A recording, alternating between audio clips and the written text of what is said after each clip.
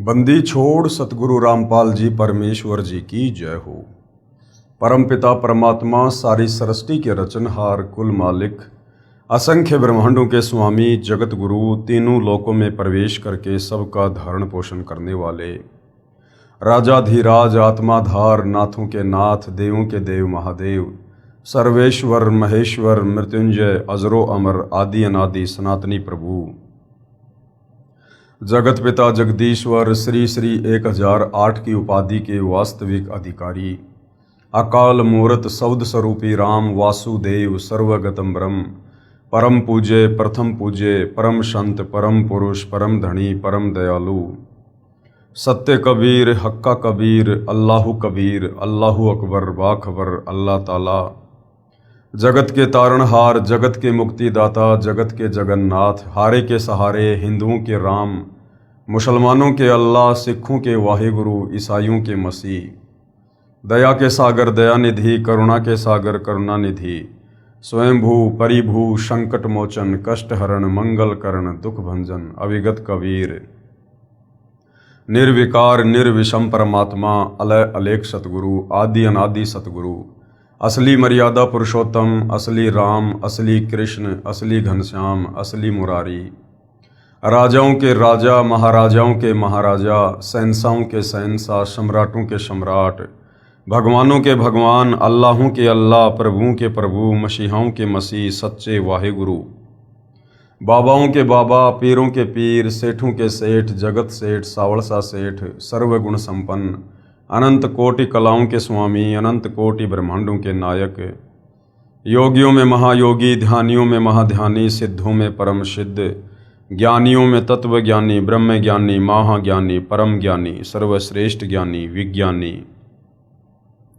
युवा कबीर समर्थ कबीर असमवात अमित ओजा सच्चे रहनुमा करीम अल्लाह सुभान अल्लाह दुनिया के अंतिम पैगंबर 8 सितंबर 1951 से गांव धनाना जिला सोनीपत हरियाणा भारतवर्ष की पावन भूमि पे प्रकट रियल कल की भगवान श्री नारायण साकार हरि श्री बाबा साहेब नूर अनंत परमात्मा सच्चे दरवेश सच्चे बाखबर संत श्रोमणी सतगुरु रामपाल जी परमेश्वर जी के चरण कमल में आप और हम सभी भाई बहनों का अनंत कोटि दंडवत प्रणाम।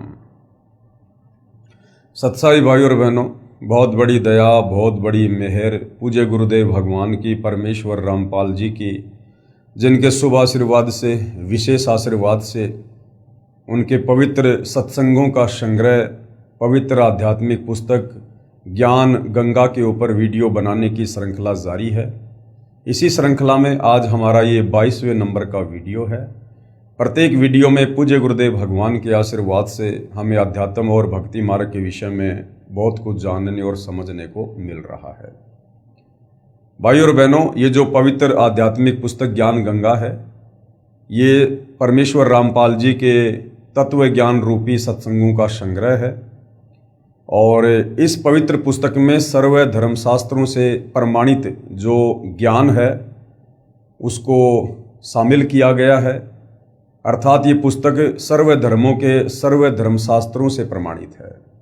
इस पवित्र पुस्तक के अमृत ज्ञान में सुई की नोक रखने जितनी कमी भी निकालना नामुमकिन है, असंभव है। इस पवित्र पुस्तक को पढ़कर आप जी भक्ति और भगवान के विषय में वो सब कुछ जान सकते हैं, समझ सकते हैं जो आज से पहले सदियों से हमारे नादान धर्मगुरु हमें इन धर्म शास्त्रों से निकाल कर नहीं दे पाए।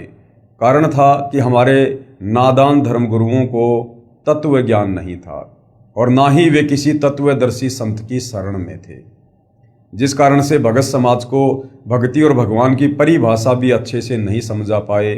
सत भक्ति दान करना, शास्त्र अनुकूल भक्ति दान करना, शत भक्ति मंत्रों का जाप करवाना, ये तो बहुत दूर की बात है। तो अब पूरे विश्व के मानव समाज पर जो रजा हुई है वो अवर्णनीय है, अकल्पनीय है।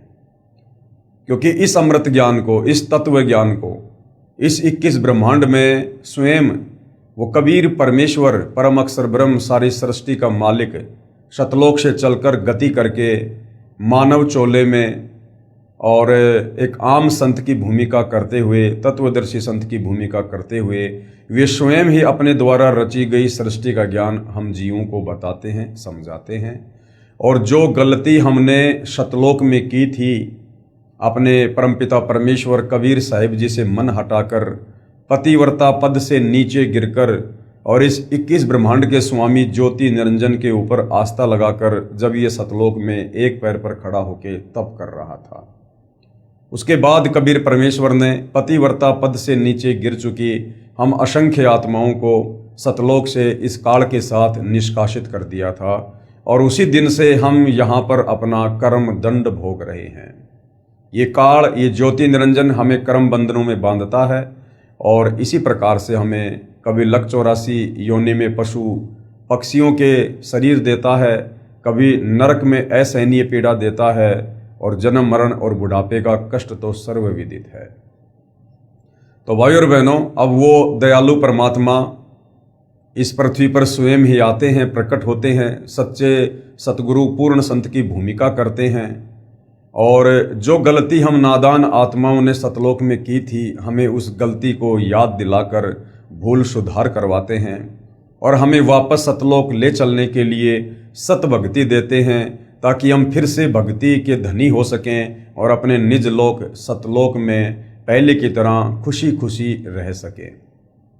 इसके लिए भाइयों और बहनों, हमने सर्वप्रथम पूर्ण संत की पहचान करनी होती है, क्योंकि इस काल ने यहाँ पर अपने नकली संतों की बाढ़ सी ला रखी है। कारण ये है कि ये ज्योति निरंजन, ये काल, ये ब्रह्मा विष्णु महेश का पिता ये नहीं चाहता है कि कोई भी आत्मा मेरे 21 ब्रह्मांड रूपी बाड़े से बाहर निकलकर स्वतंत्र हो जाए, वो सतलोक चली जाए, क्योंकि इसको प्रतिदिन 1 लाख मानव शरीरधारी आत्माओं के सूक्ष्म शरीर से निकली गंध खाने का, वासना खाने का श्राप लगा हुआ है। इस कारण से ये नहीं चाहता कि कोई भी आत्मा सतभक्ति करके, जब वो कबीर परमात्मा धरती पर आते हैं तो उनकी पहचान करके और सतभक्ति करके मेरे 21 ब्रह्मांड से बाहर ना निकल जाए। इसके लिए ये अपनी नकली संतों को समय समय पर पृथ्वी पर भेजता है और शास्त्रों के विरुद्ध साधना पर भगत समाज को आरूढ़ करवा देता है। जिस शास्त्र विरुद्ध साधना को करने के चलते हम जन्म मरण के चक्कर में रहते हैं, लक 84 योनियों में भटकते हैं और तपतशिला पर हम इसका आहार बनते हैं। तो भाइयों और बहनों, अब पूरे विश्व के मानव समाज पर रहम हुआ है कबीर परमेश्वर जी का। वैसे तो परमात्मा चारों युगों में आते हैं और रह रहकर इस पृथ्वी पर परमेश्वर हम आत्माओं को तत्व ज्ञान से सराबोर करते हैं, हमें सृष्टि रचना का ज्ञान करवाते हैं। इस काल का जो ये कर्म बंधन वाला जो घटिया कर्म है, इससे हमें परिचित करवाते हैं, हमें भक्ति और भगवान की असली परिभाषा से परिचित करवाते हैं और समय समय पर परमात्मा हम आत्माओं को सतभक्ति देकर रिचार्ज करते हैं, जिस सतभक्ति के कारण हम यहाँ पर कुछ सुख का सांस लेते हैं। तो भाई और बहनों, आज पुनः वही कबीर परमेश्वर जी सतगुरु रामपाल जी के नाम से धरती पर प्रकट हैं और आप और हमें सौभाग्य से मनुष्य जन्म प्राप्त है, क्योंकि मनुष्य जन्म प्राप्त होना ही बड़ा दुर्लभ है। तत्वदर्शी संत भले यहाँ पर दिन में 50 बार आओ, लेकिन यदि हमें मनुष्य जन्म नहीं है तो हम उनकी सतभक्ति का फायदा नहीं उठा सकते, क्योंकि भक्ति केवल मनुष्य शरीर में ही हो सकती है, अन्य योनियों में नहीं। तो वर्तमान में आप और हमें मनुष्य जन्म भी है, ये कलयुग की पिछली पीढ़ी का यानी मोक्ष का प्राइम टाइम भी है और साथ में कबीर परमात्मा स्वयं धरती पर सतभक्ति लेकर प्रकट हैं। तो भाइयों और बहनों, आज यदि हम फायदा उठा सकते हैं तो ये आप और हमारा परम सौभाग्य होगा। और यदि इस मनुष्य जन्म को हमने तत्वदर्शी संत की शरण के अभाव में शास्त्र अनुकूल भक्ति ना करके यदि बर्बाद कर दिया, तो ये शरीर छूटने के बाद लंबे समय के लिए ये काल हमें फिर से लक 84 योनि में डाल देगा और हम यहाँ पर असहनीय पीड़ाओं का सामना करते रहेंगे। तो भाइयों और बहनों, आज मौका है, यदि फायदा उठाया जा सके तो अवश्य उठाना चाहिए। तो भाइयों और बहनों, इस पवित्र पुस्तक ज्ञान गंगा के ऊपर अभी तक जो वीडियो बन चुके हैं, यदि आपने नहीं देखे हैं तो आपको थोड़ा समय निकालकर अवश्य देखने चाहिए, क्योंकि जब तक हम ज्ञान नहीं समझेंगे तब तक हम भक्ति पर नहीं लग सकते, और भक्ति पर लग भी गए तो बिना सृष्टि रचना के ज्ञान के हम भक्ति पर दृढ़ नहीं हो सकते। इसलिए जब भी आप सतगुरु रामपाल जी के यूट्यूब पर सत्संग सुने या उनके द्वारा लिखी पुस्तकें पढ़ें, तो आप सृष्टि रचना वाले टॉपिक को अवश्य पढ़ें। 1 या 2 बार उसको पढ़कर समझने का प्रयास अवश्य करें।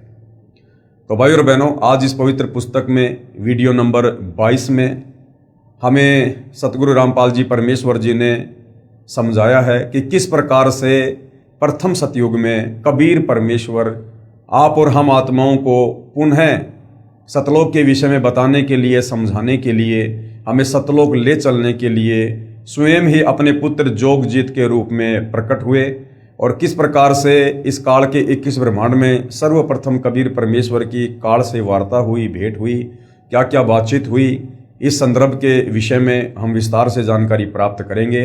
साथ ही फ्रांस के एक भविष्य वक्ता है नास्त्रैदमस, उन्होंने सतगुरु रामपाल जी को लेकर और वर्तमान समय के विषय में क्या कुछ भविष्यवाणियां की हैं, उनको भी हम जानने का प्रयास करेंगे। तो भाई और बहनों, हम चलते हैं पवित्र पुस्तक ज्ञान गंगा के अंदर और आज का हमारा जो टॉपिक है वो है कबीर साहिब जी की काल से वार्ता। कबीर साहिब जी की काल से वार्ता। जब परमेश्वर ने सर्व ब्रह्मांडों की रचना की और अपने लोक में विश्राम करने लगे, उसके बाद हम सभी काल के ब्रह्मांड में रह रहकर अपना किया हुआ कर्म दंड भोगने लगे। कुरान शरीफ और बाइबल में जो प्रकरण आता है सूरत फुरकान 25 आयत नंबर 52 से 59 में कि उस परमेश्वर ने 6 दिन में सृष्टि रची और 7वें दिन तख्त पर जाकर विश्राम किया।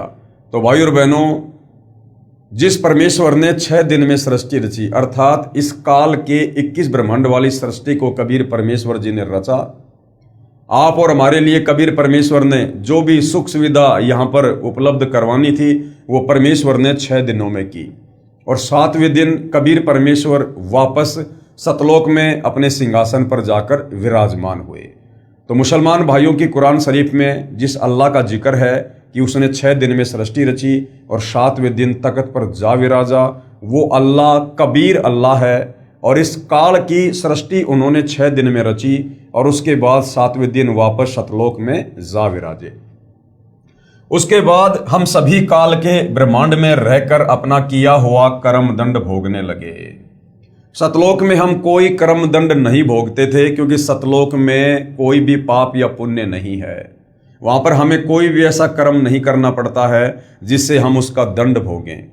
लेकिन जैसे ही हम काल के 21 ब्रह्मांड में आए, यहाँ पर इस काल ने हमारे चारों तरफ कर्म लगा दिए और इन कर्मों के जाल में हम उलझ कर रह गए और इन्हीं कर्मों का भोग भोगते भोगते हमें यहाँ पर अनंत युग बीत चुके हैं। उसके बाद हम सभी इस काल के ब्रह्मांड में रहकर अपना किया हुआ कर्म दंड भोगने लगे और बहुत दुखी रहने लगे, सुख व शांति की खोज में भटकने लगे। हमें अपने निज घर सतलोक की याद सताने लगी तथा वहां जाने के लिए भक्ति प्रारंभ की। लेकिन सतलोक वापस जाने वाली भक्ति इस काल के 21 ब्रह्मांड में नहीं है। वो भक्ति तो स्वयं कबीर परमात्मा जी ही लेकर आते हैं। किसी ने चारों वेदों को कंठस्थ किया तो कोई उग्र तप करने लगा और हवन, यज्ञ, ध्यान, समाधि आदि क्रियाएं प्रारंभ की। क्योंकि आत्मा को हमेशा से ये तड़फ रहती है कि कोई परमात्मा है, कोई भगवान है। हालांकि इस काल बलि के 21 ब्रह्मांड में आने के बाद इस काल ने सतलोक की वो तमाम स्मृतियां, वो यादें हमें जो है भुला दी गई हैं, हमारे मन मस्तिष्क से डिलीट कर दी गई हैं। हमें अपने निज घर का पता नहीं रहता। लेकिन आत्मा परमात्मा का अंश है। आत्मा को रह रह कर ये कशक होती है कि मैं कभी नहीं मरा करता था, मैं जो मर रहा हूँ, जन्म ले रहा हूँ, दुख भोग रहा हूँ, ये क्यों हो रहा है? क्योंकि सतलोक में ऐसा कुछ भी नहीं था, वहाँ केवल सुख ही सुख था। तो आत्मा हमेशा ये कसक बना के रखती है कि कोई परमात्मा है, कोई भगवान है जो सर्व सुख दाता है और हम कोई तो ऐसी जगह है, कोई तो ऐसा लोक है जहाँ पर हम कभी रहा करते होंगे, जहाँ पर हम सर्व सुख भोगा करते थे। तो ऐसे विचार करके ये आत्मा अपने परमेश्वर की याद में ये तरह तरह के तप करने लगी, समाधि लगाने लगी उग्र साधना करने लगी, कोई चारों वेदों को पढ़ने लगा और जैसा भी उनको समझ में आया उस हिसाब से जो है परमेश्वर की प्राप्ति के लिए वो प्रयत्न करने लगा। लेकिन अपने निज घर सतलोक नहीं जा सके, क्योंकि चारों वेदों में, गीता जी में, किसी भी धर्म के किसी भी धर्म ग्रंथ में वापस सतलोक जाने वाली कंप्लीट भक्ति नहीं है, केवल परमेश्वर की आंशिक जानकारी है। क्योंकि उपरोक्त क्रियाएं करने से अगले जन्मों में अच्छे समृद्ध जीवन को प्राप्त होकर जैसे राजा महाराजा, बड़ा व्यापारी, अधिकारी, देव महादेव, स्वर्ग महास्वर्ग आदि वापस फिर लक 84 योनि भोगने लगे, बहुत परेशान रहने लगे और परमपिता परमेश्वर से प्रार्थना करने लगे कि हे दयालु, हमें निज घर का रास्ता दिखाओ। हम हृदय से आपकी भक्ति करते हैं, आप हमें दर्शन क्यों नहीं दे रहे? आप हमें दर्शन क्यों नहीं दे रहे? भाइयों और बहनों, इन चारों वेदों में, गीता जी में या किसी भी धर्म के किसी भी धर्म ग्रंथ में केवल इस काल बलि तक की ही जानकारी है। ये काल 21 ब्रह्मांड का स्वामी है, ब्रह्मा विष्णु महेश का पिता है। मुसलमान भाई जिसे अपना अल्लाह कहते हैं वो यही काल है। हिंदू जिसे अपना निराकार भगवान कहते हैं वो यही काल है। ईसाई जिसे अपना मसीहा कहते हैं वो यही काल है। तो भाइयों और बहनों, हम भक्ति भी करते थे और परमेश्वर से अर्ज करते थे कि हे परमात्मा, हम इतनी उग्र भक्ति कर रहे हैं, इतना प्रयत्न कर रहे हैं, तन मन धन हमने सर्वस्व आपकी प्राप्ति के लिए न्योछावर कर दिया है। क्योंकि सतयुग त्रेता द्वापर में भाइयों और बहनों, परमात्मा की कसक में ये आत्मा घर से बाहर निकल जाया करती थी, घर बार छोड़ दिया करते थे, बाल बच्चों का परित्याग कर दिया करते थे, संपत्ति को ठोकर मार दिया करते थे। और जैसा भी हमें ज्ञान होता था उस हिसाब से किसी साधु संत के डेरे में जाकर, जंगल में जाकर, गुफाओं में जाकर, एकांत में रहकर हमने घोर तप किए और अंत में निष्कर्ष 0/0 रहा। तो हम रो रो कर ये दुआ करते थे कि हे परमेश्वर, आप हमें दर्शन क्यों नहीं दे रहे हैं? वेदों में लिखा है कि आप साकार हैं, आपका तेजो में शरीर है, आप नर आकार में है और आपकी प्राप्ति का ये ओम मंत्र है, फिर आप हमें दर्शन क्यों नहीं दे रहे? तो भाइयों और बहनों, ये सृष्टि रचना से ही आपको समझ में आएगा। वेदों में महिमा तो पूर्ण परमेश्वर की लिखी हुई है, परंतु जो ओम नाम का जाप वेदों में और गीता जी में है वो केवल इस काल तक की साधना है।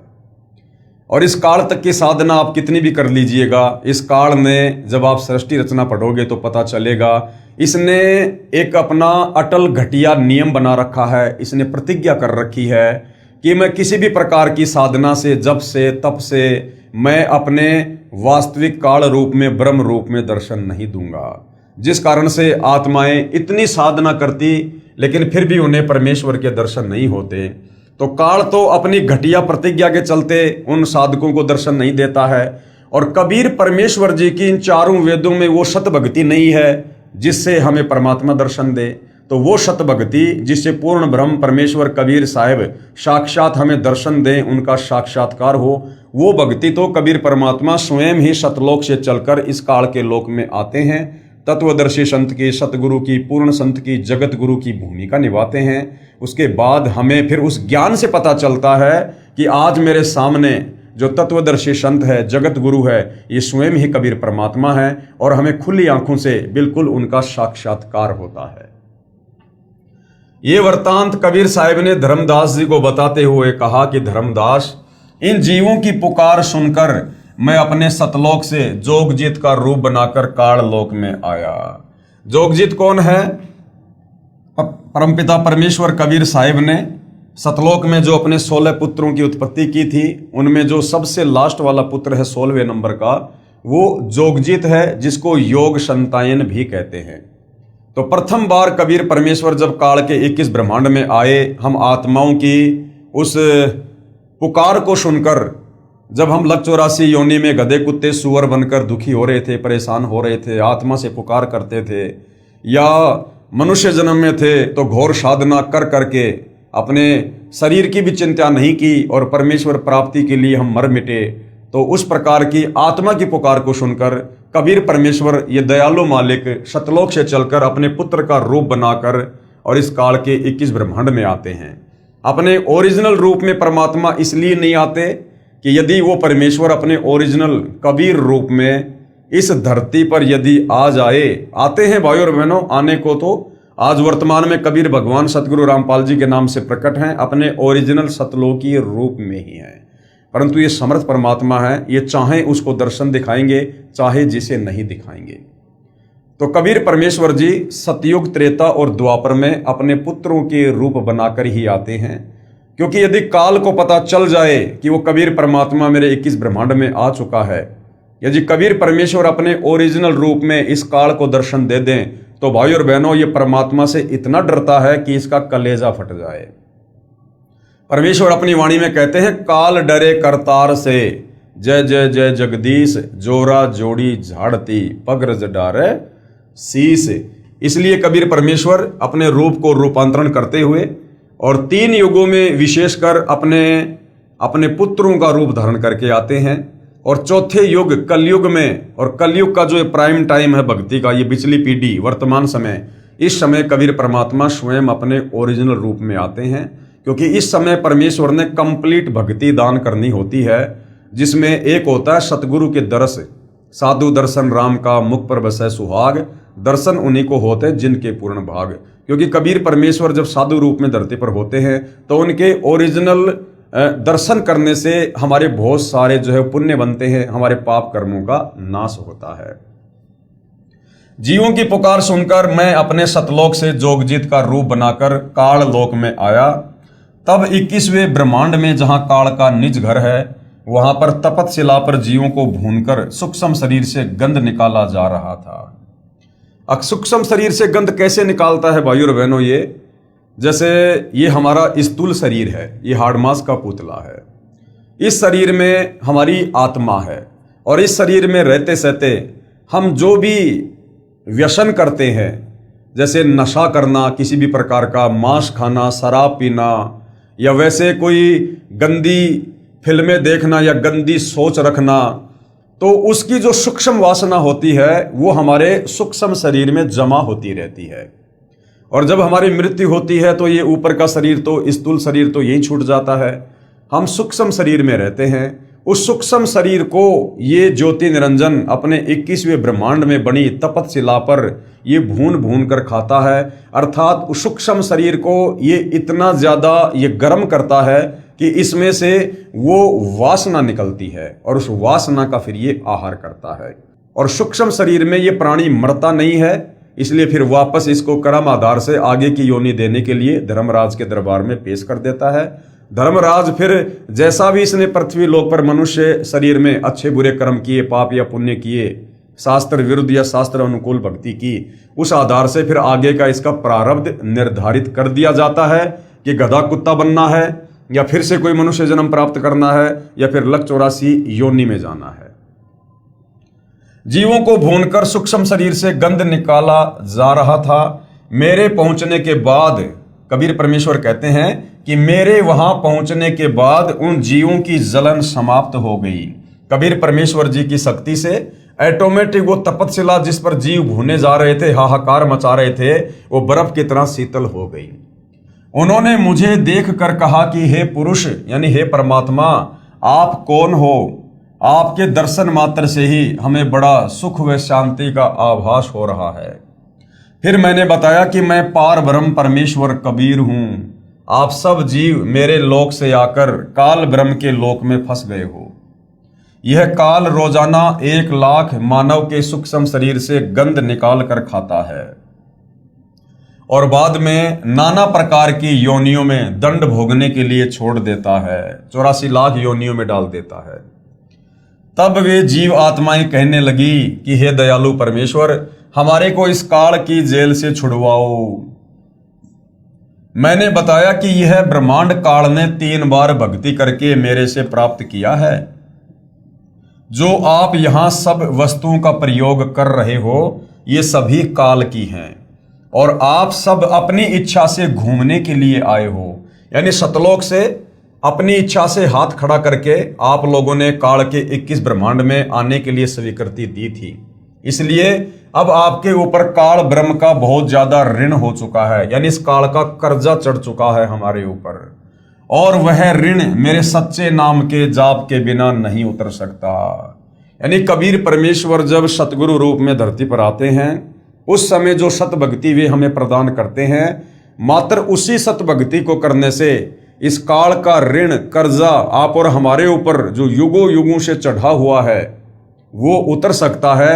अन्यथा यहाँ चारों वेदों की साधना, गीता की साधना, कुरान शरीफ, कुरान मजीद की साधना, चाहे श्री गुरु ग्रंथ साहिब का पाठ करते रहो, चाहे बाइबल का अध्ययन करते रहो, हम कभी भी इस काल का कर्जा नहीं उतार सकते। और कर्जा नहीं उतरेगा तो ये हमें इस कर्म दंड से मुक्त नहीं करेगा। जब तक आप ऋण मुक्त नहीं हो सकते तब तक आप काल ब्रह्म की जेल से बाहर नहीं जा सकते। 21 ब्रह्मांड को कबीर परमेश्वर जी ने जेल बताया है, जेल, क्योंकि हम यहाँ पर जेल ही काट रहे हैं। सतलोक में हमने जो गलती की थी उस कर्म की सजा हम यहाँ पर भुगत रहे हैं। इसके लिए आपको मुझसे नाम उपदेश लेकर भक्ति करनी होगी, तब मैं आपको छुड़वा कर ले जाऊंगा। हम ये वार्ता कर ही रहे थे कि वहां पर काल ब्रह्म प्रकट हो गया, उसका समय हो गया था। उसने समय निर्धारित कर रखा है कि इस समय तक वो आत्माएं तपस्या पर जो है अपने सूक्ष्म शरीर की वासना को छोड़ चुकी होंगी, तो वो अपना आहार करने के लिए आया और उसने बहुत ही क्रोधित होकर मेरे ऊपर हमला बोला। क्या कह रहे हैं कबीर परमात्मा जी कि जब उस काल ने मुझे तपस्या पर देखा तो मेरे ऊपर गुस्से में आकर हमला बोल दिया, क्योंकि वो समझ नहीं पाया भाई और बहनों कि ये कबीर भगवान है। उसने देखा ये मेरा भाई जोगजीत है, क्योंकि कबीर परमात्मा जोगजीत जी का रूप बनाकर वहां पर प्रकट थे और जोगजीत के रूप में ही कबीर परमात्मा ने सतलोक से इस काल को श्राप देकर 21 ब्रह्मांड सहित सतलोक से 16 संकोश की दूरी पर निष्कासित किया था। तो काल ने सोचा कि आज ये जोगजीत आ गया और आज मैं अपना वो बदला लूंगा। तो जोगजीत को देखकर बड़ा क्रोधित हुआ और मेरे ऊपर हमला बोला। मैंने अपनी शब्द शक्ति से उसको मूर्छित कर दिया। कबीर परमेश्वर जो सर्वशक्तिमान परमात्मा है, उसके आगे भला किसकी क्या बिसात है। फिर कुछ समय बाद वह होश में आया। थोड़ी देर बाद काल होश में आया तो काल ने देखा भैया इसके पास तो कोई परमात्मा के द्वारा दी गई जबरदस्त शक्ति है और ये लड़ाई झगड़ा करके बात बनेगी नहीं। फिर इस काल ने चापलूसी करनी शुरू कर दी। फिर कुछ समय बाद वह होश में आया, मेरे चरणों में गिरकर क्षमा याचना करने लगा और बोला कि आप मुझसे बड़े हो, मुझ पर कुछ दया करो और ये बताओ कि आप मेरे लोक में क्यों आए हो। तब मैंने काल पुरुष को बताया कि कुछ जीव आत्माएं भक्ति करके अपने निज घर सतलोक में वापस जाना चाहती हैं, उन्हें सत भक्ति मार्ग नहीं मिल रहा है, इसलिए वे भक्ति करने के बाद भी इसी लोक में रह जाती हैं। मैं उनको सत भक्ति मार्ग बताने के लिए और तेरा भेद देने के लिए आया हूं, किंतु तू काल है, 1 लाख जीवों का आहार करता है और 1.25 लाख जीवों को उत्पन्न करता है तथा भगवान बनकर बैठा है। मैं इनको बताऊंगा कि तुम जिसकी भक्ति करते हो वह भगवान नहीं, वो काल है। कि भैया मैं तेरी सारी पोल पट्टी नीचे जाकर और परमात्मा प्राप्ति के लिए प्रयत्न कर रहे साधकों को बताऊंगा कि तू काल है, जिसने अपने आप को यहाँ पर भगवान साबित कर रखा है और अपने तीनों पुत्रों ब्रह्मा विष्णु महेश और अपनी पत्नी दुर्गा के माध्यम से तूने सबको कर्म बंधनों में बांध रखा है। तीनों गुणों से, रजगुण सतगुण तमगुण से तूने सबको प्रभावित कर रखा है। तो इतना सुनकर ये जो काल है ये भयभीत हो गया। इतना सुनते ही काल बोला कि यदि सब जीव वापस चले गए तो मेरे भोजन का क्या होगा, मैं भूखा मर जाऊंगा। आपसे मेरी प्रार्थना है कि 3 युगों में जीव कम संख्या में लेकर जाना, कि सतयुग, त्रेता और द्वापर, इन 3 युगों में आप सतलोक में कम जीव लेकर जाना और जब चौथा युग कलयुग आ जाए उस समय जितने मर्जी जीव ले जाना और सबको मेरा भेद मत देना। इन 3 युगों में मेरा भेद मत देना किसी को कि मैं काल हूं और सबको खाता हूं। जब कलयुग आए तो चाहे जितने जीवों को ले जाना। ये वचन काल ने मुझसे प्राप्त कर लिए। कबीर परमेश्वर ने उसको कह दिया ठीक है भाई। कबीर साहिब ने धर्मदास को आगे बताते हुए कहा कि सतयुग, त्रेता युग और द्वापर युग में भी मैं आया था और बहुत जीवों को सतलोक लेकर गया, लेकिन इसका भेद नहीं बताया। यानी कबीर परमेश्वर चारों युगों में आते हैं, और जैसा कि काल के साथ एग्रीमेंट हुआ था कि सतयुग त्रेता द्वापर में परमात्मा जीवों को कम संख्या में सतलोक लेकर जाना, और मेरा भेद मत देना किसी को कि मैं काल हूँ, ऐसे ऐसे मैंने सतलोक में गलती की थी और यहाँ मैं ऐसे ऐसे ब्रह्मा विष्णु महेश के माध्यम से अपने भोजन का प्रबंध करता हूँ। तो भाई और बहनों, कौन से सतलोक में लेकर गए 3 युगों में परमात्मा जीवों को? क्योंकि इस काल का पूरा भेद बताए बिना तो आत्मा में भय उत्पन्न होगा ही नहीं। जब तक हम सृष्टि रचना से परिचित नहीं होंगे, और सृष्टि रचना से परिचित होंगे तो हमें काल के विषय में भी जानकारी होगी, इसका पूरा भेद भी मालूम होगा, तभी हमारे को काल लोक से डर लगेगा, तभी हम तत्वदर्शी संत की शरण में आकर भक्ति करेंगे। तो आज से पहले कबीर परमेश्वर हमें मिनी सतलोक में लेकर गए 3 युगों में। इस काल के 21 ब्रह्मांड में कबीर परमेश्वर ने अपना एक गुप्त स्थान बना रखा है, जिसका नाम है मिनी सतलोक, जहां परमेश्वर आत्माओं को काल के बंधन से छुड़वाकर बीज रूप में रख देते हैं। और जब ये कलयुग की बिचली पीढ़ी वाला मोक्ष का प्राइम टाइम आता है, कंप्लीट भक्ति देने का, कंप्लीट मूल ज्ञान बताने का, इस समय परमेश्वर तीनों युगों में जिन आत्माओं को मिनी सतलोक में बैठा देते हैं, फिर उन आत्माओं को परमेश्वर इस समय कलयुग की बिचली पीढ़ी में मानव जन्म देते हैं, स्त्री या पुरुष का, और फिर उन आत्माओं से कंप्लीट भक्ति करवाकर उनको सतलोक लेकर जाते हैं। अन्यथा काल का भेद बताए बिना भाई और बहनों हमारी आत्मा कभी भी सतलोक जाने को तैयार नहीं होगी, क्योंकि भय बिना भक्ति नहीं होती। अब मैं कलयुग में आया हूं और काल से मेरी वार्ता हुई है। काल ब्रह्म ने मुझसे कहा कि अब आप चाहे जितना जोर लगा लेना, आपकी बात कोई नहीं सुनेगा। काल ने चापलूसी की थी कि आप चौथे युग में जितनी मर्जी आत्मा ले जाना कलयुग में। काल ने क्या दिमाग लगाया था कि जब चौथा युग कलयुग आएगा, उस समय इन आत्माओं के जो पुण्य हैं वो समाप्त हो चुके होंगे, इनके पाप कर्म शेष होंगे। पाप कर्म शेष रहने के चलते इनके ऊपर आपत्तियां आएंगी, और सतभक्ति ना होने के चलते ये फिर धर्म के विरुद्ध अधर्म का रास्ता अपनाएंगे, जिससे इनके कर्म और ज्यादा बिगड़ेंगे। साथ में उस कलयुग में मैं इनको विषय विकारी बना दूंगा, हर प्रकार से नशेड़ी बना दूंगा, मांसाहारी बना दूंगा, शराबी बना दूंगा, चोरी जारी ठगी विश्वासघात रिश्वतखोरी काला बाजारी मिलावट इन तमाम प्रकार के कुकर्मों में लगाकर इन आत्माओं की वृत्ति को बिगाड़ दूंगा। ये भक्ति के योग्य भी नहीं रहेंगे, और थोड़ी बहुत भक्ति यदि कोई करना चाहेगा तो मैं अपने नकली संत भेज कर शास्त्रों के विरुद्ध साधना करवा दूंगा, और इनको मंदिर मस्जिद चर्च गुरुद्वारे और पत्थर पूजा पे लगा दूंगा। कावड़ लाना, पैदल यात्रा करना, पाखंड पूजा करना, जंत्र मंत्र के चक्कर में पड़ना, इन घटिया साधनाओं में, देवी देवताओं की साधनाओं में लगा दूंगा। तो जब वो तत्वदर्शी संत आएगा, यानी भगवान आएगा, उस समय कोई भी उसकी बात को स्वीकार नहीं करेगा। ये सोचकर काल ने कहा था कि आप 3 युगों में जीव कम लेकर जाना, और चौथे युग में जितनी मर्जी आत्मा सतलोक लेकर जाना। प्रथम तो मैंने जीव को भक्ति के लायक ही नहीं छोड़ा है। काल ने क्या कहा? धर्मदास को परमात्मा बता रहे हैं कि प्रथम तो इस कलयुग में जीव को इस काल ने इतना बिगाड़ दिया है, नशेड़ी गंजेड़ी शराबी मांसाहारी चोरी जारी करने वाला बना दिया है कि अपने स्वार्थ के अलावा उसको और कुछ दिखाई नहीं देता है। प्रथम तो मैंने जीव को भक्ति के लायक ही नहीं छोड़ा, उनमें बीड़ी सिगरेट शराब मांस आदि दुर्व्यसन की आदत डालकर इनकी वृत्ति को, यानी मानसिक वृत्ति को बिगाड़ दिया है, इनकी सोच को बिगाड़ दिया है। नाना प्रकार की पाखंड पूजा में जीव आत्माओं को लगा दिया। ये मंदिर मस्जिद चर्च गुरुद्वारा, ये झाड़ जपाड़ जंतर मंत्र, इस प्रकार की ओछी और घटिया साधनाओं में लगा दिया। दूसरी बात ये होगी कि जब आप अपना ज्ञान देकर वापस अपने लोक में चले जाओगे, तब मैं यानी काल अपने दूत भेजकर आपके पंथ से मिलते जुलते 12 पंथ चलाकर जीवों को भ्रमित कर दूंगा। काल ने क्या कहा था कि जब आप उस कलयुग में जाओगे, यानी परमात्मा 650 साल पहले अपने ओरिजिनल नाम कबीर नाम से आए थे, तो कहा कि जब आप उस कलयुग में अपना कंप्लीट ज्ञान देकर जो भी भक्ति आपने देनी है वो भक्ति देकर आप जाओगे वापस सतलोक, तो मैं उसके बाद अपने 12 नकली दूत भेजूंगा, और आपके नाम से कबीर नाम से वो कबीर पंथ चलाएंगे और जीवों को अपने जाल में फंसा लेंगे।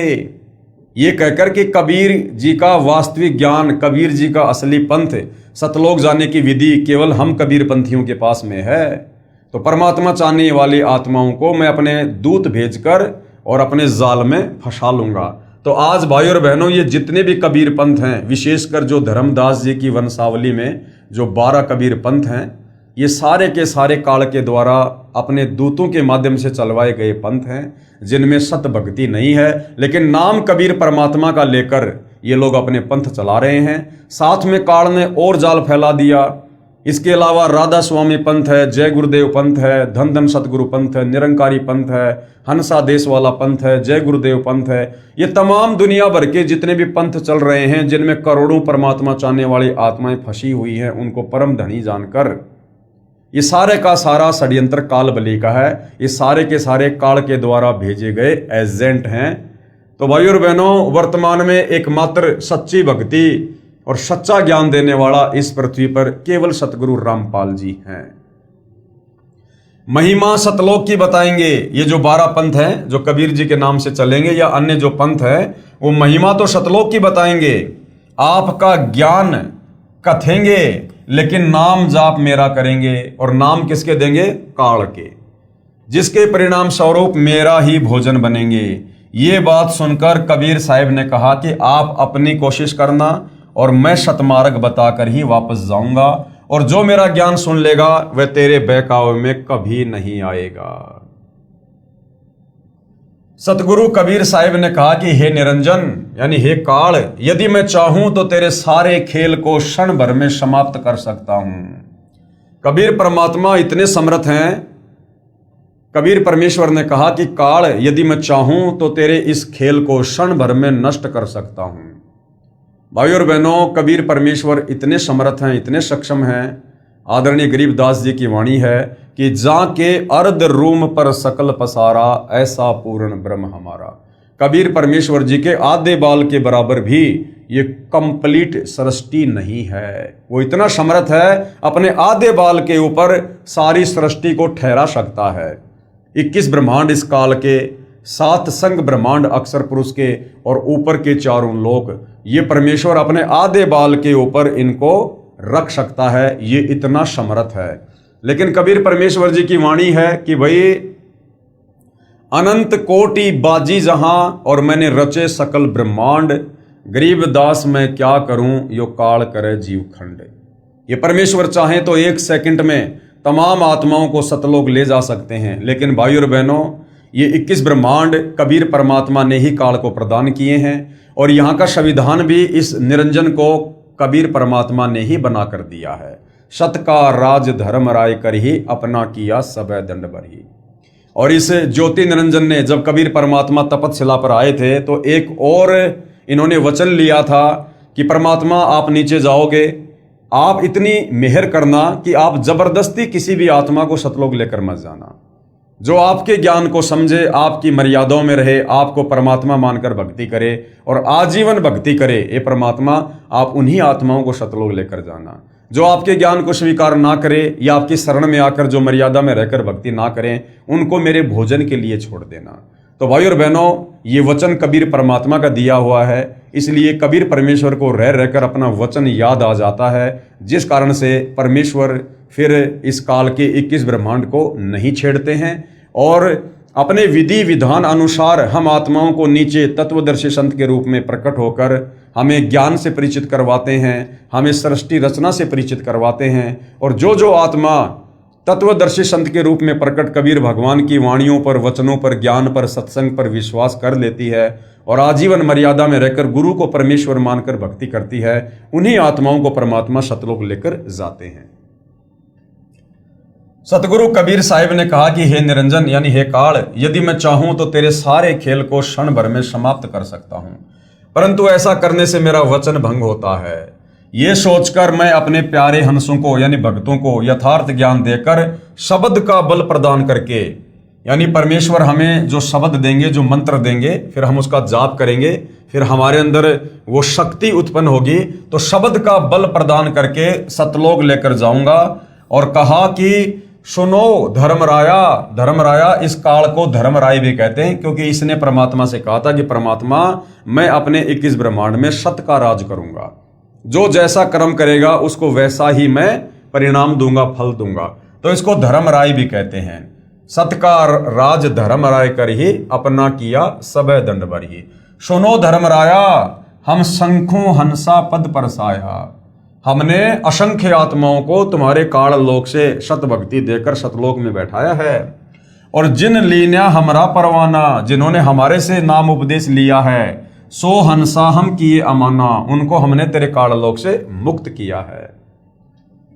पवित्र कबीर सागर में जीवों को भूल भुलैया में डालने के लिए तथा अपनी भूख को मिटाने के लिए तरह तरह के तरीकों का वर्णन, ये वाणियां कबीर सागर से ली गई है, जिस कबीर सागर को 650 साल पहले कबीर परमेश्वर जी ने आदरणीय धर्मदास जी के माध्यम से लिपिबद्ध करवाया था। तो इस काल ने क्या कुछ कहा था कबीर परमेश्वर से, जब तपतशिला पर कबीर परमात्मा और इस निरंजन के बीच में बातचीत हो रही थी। द्वादश पंथ करूं मैं साजा, नाम तुम्हारा ले करूं आवाजा। द्वादश यम संसार पठो, नाम तुम्हारे पंथ चलहो। कि द्वादश पंथ करूं मैं साजा, कि जब आप सतलोक वापस चले जाओगे, इस कलयुग में आकर, प्रथम चरण में आकर जब आप अपनी लीला करके वापस चले जाओगे, उसके बाद मैं आपके नाम से, कबीर नाम से द्वादश यानी 12 पंथ चलाऊंगा, 12 कबीर पंथ चलाऊंगा। और नाम तुम्हारा ले करूं आवाजा, और तुम्हारा ही नाम ले लेकर मैं लोगों को भक्ति पर लगाऊंगा। और द्वादश यम संसार पठो, अपने 12 काल के दूत उन पंथों में भेजूंगा मुखिया बनाकर। नाम तुम्हारे पंथ चलहो, और आप ही के नाम से, कबीर नाम से वो पंथ चलेंगे। प्रथम दूत मम प्रगटे जाई, पीछे अंश तुम्हारा आई। और इस ज्योति निरंजन ने कबीर भगवान से कहा कि पहले जो है मेरे दूत जाएंगे, पहले मेरे एजेंट जाएंगे गुरु बनकर, पहले मेरा ज्ञान प्रचार होगा, पीछे अंश तुम्हारा आई, उसके बाद आप अपना ज्ञान प्रचार करना। यही विधि जीवन को भरमाऊं, पुरुष नाम जीवन समझाऊं। इस विधि से मैं कलयुग में जीव आत्माओं को भक्ति और भगवान के नाम पर भ्रमित कर दूंगा। द्वादश पंथ नाम जो ले, सो हमरे मुख आन समोहे। और उन 12 पंथों में जो मुझ काल के द्वारा चलाए जाएंगे कबीर पंथ के नाम से, उन 12 पंथों में जो जो व्यक्ति नाम दीक्षा लेंगे वो मेरे ही मुख में आते रहेंगे, अर्थात वो तपतशिला पर मेरा भोजन बनते रहेंगे, क्योंकि 12 पंथों में सतलोक जाने की विधि नहीं है। कहा तुम्हारा जीवन माने, हमारी और हो बाद बखाने। और जब तुम जाओगे फिर लोगों को समझाने के लिए, सत्य ज्ञान बताने के लिए, तो लोग तुम्हारी बात नहीं मानेंगे, मेरी ओट लेकर और तुम्हारे साथ में वाद विवाद करेंगे कि तुम झूठ बोलते हो, झूठ बोलते हो। मैं दृढ़ फंदा रची बनाई, जामे जीव रहे उर्जाई। काल कह रहा है इस प्रकार से मैं उन आत्माओं के गले में दृढ़ फंदा डाल दूंगा और जिसमें सारे के सारे जीव उलझ कर रह जाएंगे। देवल देव पाषाण पुजाई, तीर्थ व्रत जप तप मन लाई। उल्टी साधना पर लगा दूंगा कलयुग में। आज आप और हम देख रहे हैं भाई और बहनों, पाषाण पूजा, पत्थरों की पूजा पर दुनिया लगी हुई है। देवल यानी मंदिर, देव, और तीर्थ व्रत, ये झूठे नाम के जाप कर रहे हैं लोग। राधे राधे श्याम मिला दे, हरे रामा हरे कृष्णा जय जय राम हरे राम। और दुनिया भर के तप, ये पैदल यात्रा करना, कावड़ लाना, ये जो है ये तप के जो है अंतर्गत आता है। तो काल ने कहा था कि मैं देवल देव पाषाण पुजाई, तीर्थ व्रत जप तप मन लाई। यज्ञ होम अरु नेम अचारा, और अनेक फंद में डारा। तरह तरह के हवन यज्ञ शुरू करवा दूंगा, दुनिया भर के नाम शुरू करवा दूंगा जो मनमुखी होंगे, शास्त्रों के विरुद्ध होंगे, और अनेक प्रकार से मैं सबके गले में फांसी का फंदा डाल दूंगा, उल्टी साधना का, शास्त्र विरुद्ध साधना का। जो ज्ञानी जाओ संसारा, जीवन माने कहा तुम्हारा। और जब आप संसार में जाओगे ज्ञान समझाने के लिए, उस समय तुम्हारी बात पर कोई भी यकीन नहीं करेगा कि भाई तुम तो अभी अभी आए हो, तुमने तो अभी अभी अपना पंथ शुरू किया है, ये कबीर पंथ तो सदियों से चल रहे हैं, तो जो सच्चा ज्ञान इन कबीर पंथों में होगा वो तुम्हारे पास थोड़ा ना होगा। ये कहकर लोग तुम्हें रिजेक्ट कर देंगे। तो कबीर परमेश्वर जी ने क्या कहा, ज्ञानी कहे सुनो अन्यायी, काटो फंद जीव ले जाई। यानी कबीर परमात्मा कभी तो अपने पुत्र जोगजीत के रूप में आते हैं, कभी अपने पुत्र ज्ञानी के रूप में भी आते हैं, और कभी अपने पुत्र सहजदास का रूप बनाकर भी आते हैं। तो ज्ञानी रूप में परमात्मा आए हुए थे, तो उन्होंने काल से कहा, ज्ञानी कहे सुनो अन्यायी, हे धर्मराय, हे अन्यायी, काटो फंद जीव ले जाई। मैं तेरा ये फंदा काट दूंगा अपनी सत भक्ति से, और जीवों को भक्ति करवाकर सतलोक लेकर जाऊंगा। जैतिक फंद तुम रचे बिचारी, सत्य शब्द ते सब बिडारी। और तू जितने भी फंद ये रच रहा है, षड्यंत्र तू रच रहा है जीव आत्माओं को फंसाने के लिए, मैं अपनी सत भक्ति देकर और तेरे सारे फंद जो है काट दूंगा। जोन जीव हम शब्द दरडावे, फंद तुम्हारा सकल मुकावे। जो जो प्राणी, जो जो आत्मा हमारे से उपदेश लेकर भक्ति शुरू कर देंगे, ये तुम्हारा षड्यंत्र ऑटोमेटिक फेल हो जाएगा। चौका कर परवाना पाई, पुरुष नाम तिह दे ऊंचनाई। ताके निकट काल नहीं आवे, संधि देख ताक है सिर नावे। यानी मैं ऐसा मंत्र दूंगा, उस मंत्र के सामने तेरा सर ऑटोमेटिक झुक जाएगा। यानी उस मंत्र में इतनी पावर होगी कि आत्मा भक्ति से परिपूर्ण हो जाएगी, और मजबूरन तेरे को उन आत्माओं को मुक्त करना होगा। उपरोक्त विवरण से सिद्ध होता है कि जो अनेक पंथ चले हुए हैं, जिनके पास कबीर साहिब द्वारा बताया हुआ शत भक्ति मार्ग नहीं है, ये सब काल प्रेरित हैं। यानी जितने भी नकली कबीर पंथ हैं, ये सब काल प्रेरित हैं। अतः बुद्धिमान को चाहिए कि सोच विचार कर यानी अच्छी तरह से शास्त्रों से परिचित होकर, सृष्टि रचना से परिचित होकर, सोच विचार कर भक्ति मार्ग अपनाएं, क्योंकि मनुष्य जन्म अनमोल है, ये बार बार नहीं मिलता। कबीर साहिब कहते हैं, कबीर मानुष जन्म दुर्लभ है, मिले न बारंबार। जैसे तरवर से पत्ता टूट गिरे, फिर वापस नहीं लगता डार।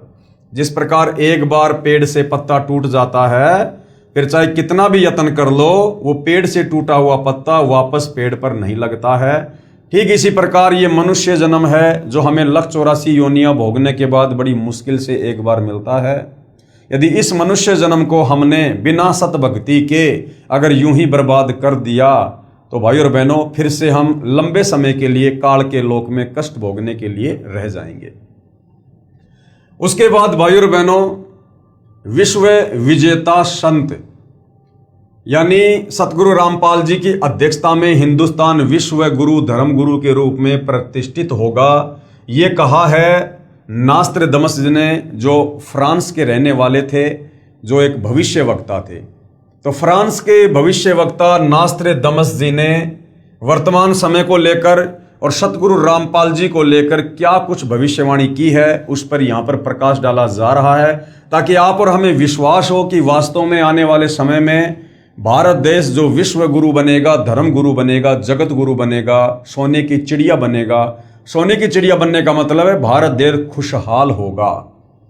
तो किसकी अध्यक्षता में होगा? नास्त्रदमस जी ने क्या कुछ कहा है। विश्व विजेता संत यानी अपने आध्यात्मिक ज्ञान के चलते और अपनी अद्भुत शक्ति के चलते जो है भारत सतगुरु रामपाल जी के माध्यम से विश्व विजेता होगा। सतगुरु रामपाल जी महाराज की अध्यक्षता में हिंदुस्तान विश्व धर्मगुरु के रूप में प्रतिष्ठित होगा। सतगुरु रामपाल जी के विषय में नास्त्रदमस की भविष्यवाणी।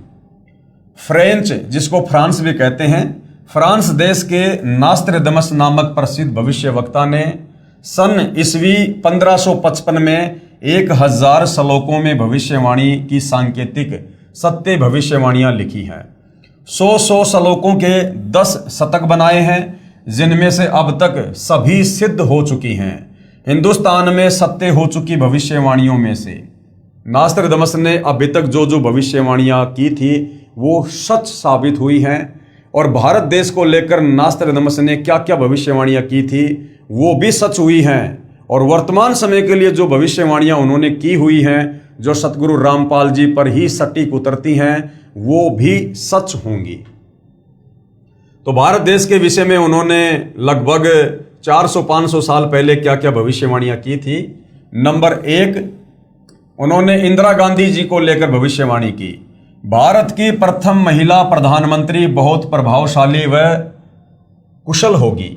यह संकेत स्वर्गीय श्रीमती इंदिरा गांधी की ओर है तथा उनकी मृत्यु निकटतम रक्षक द्वारा होना लिखा है जो सत्य हुई।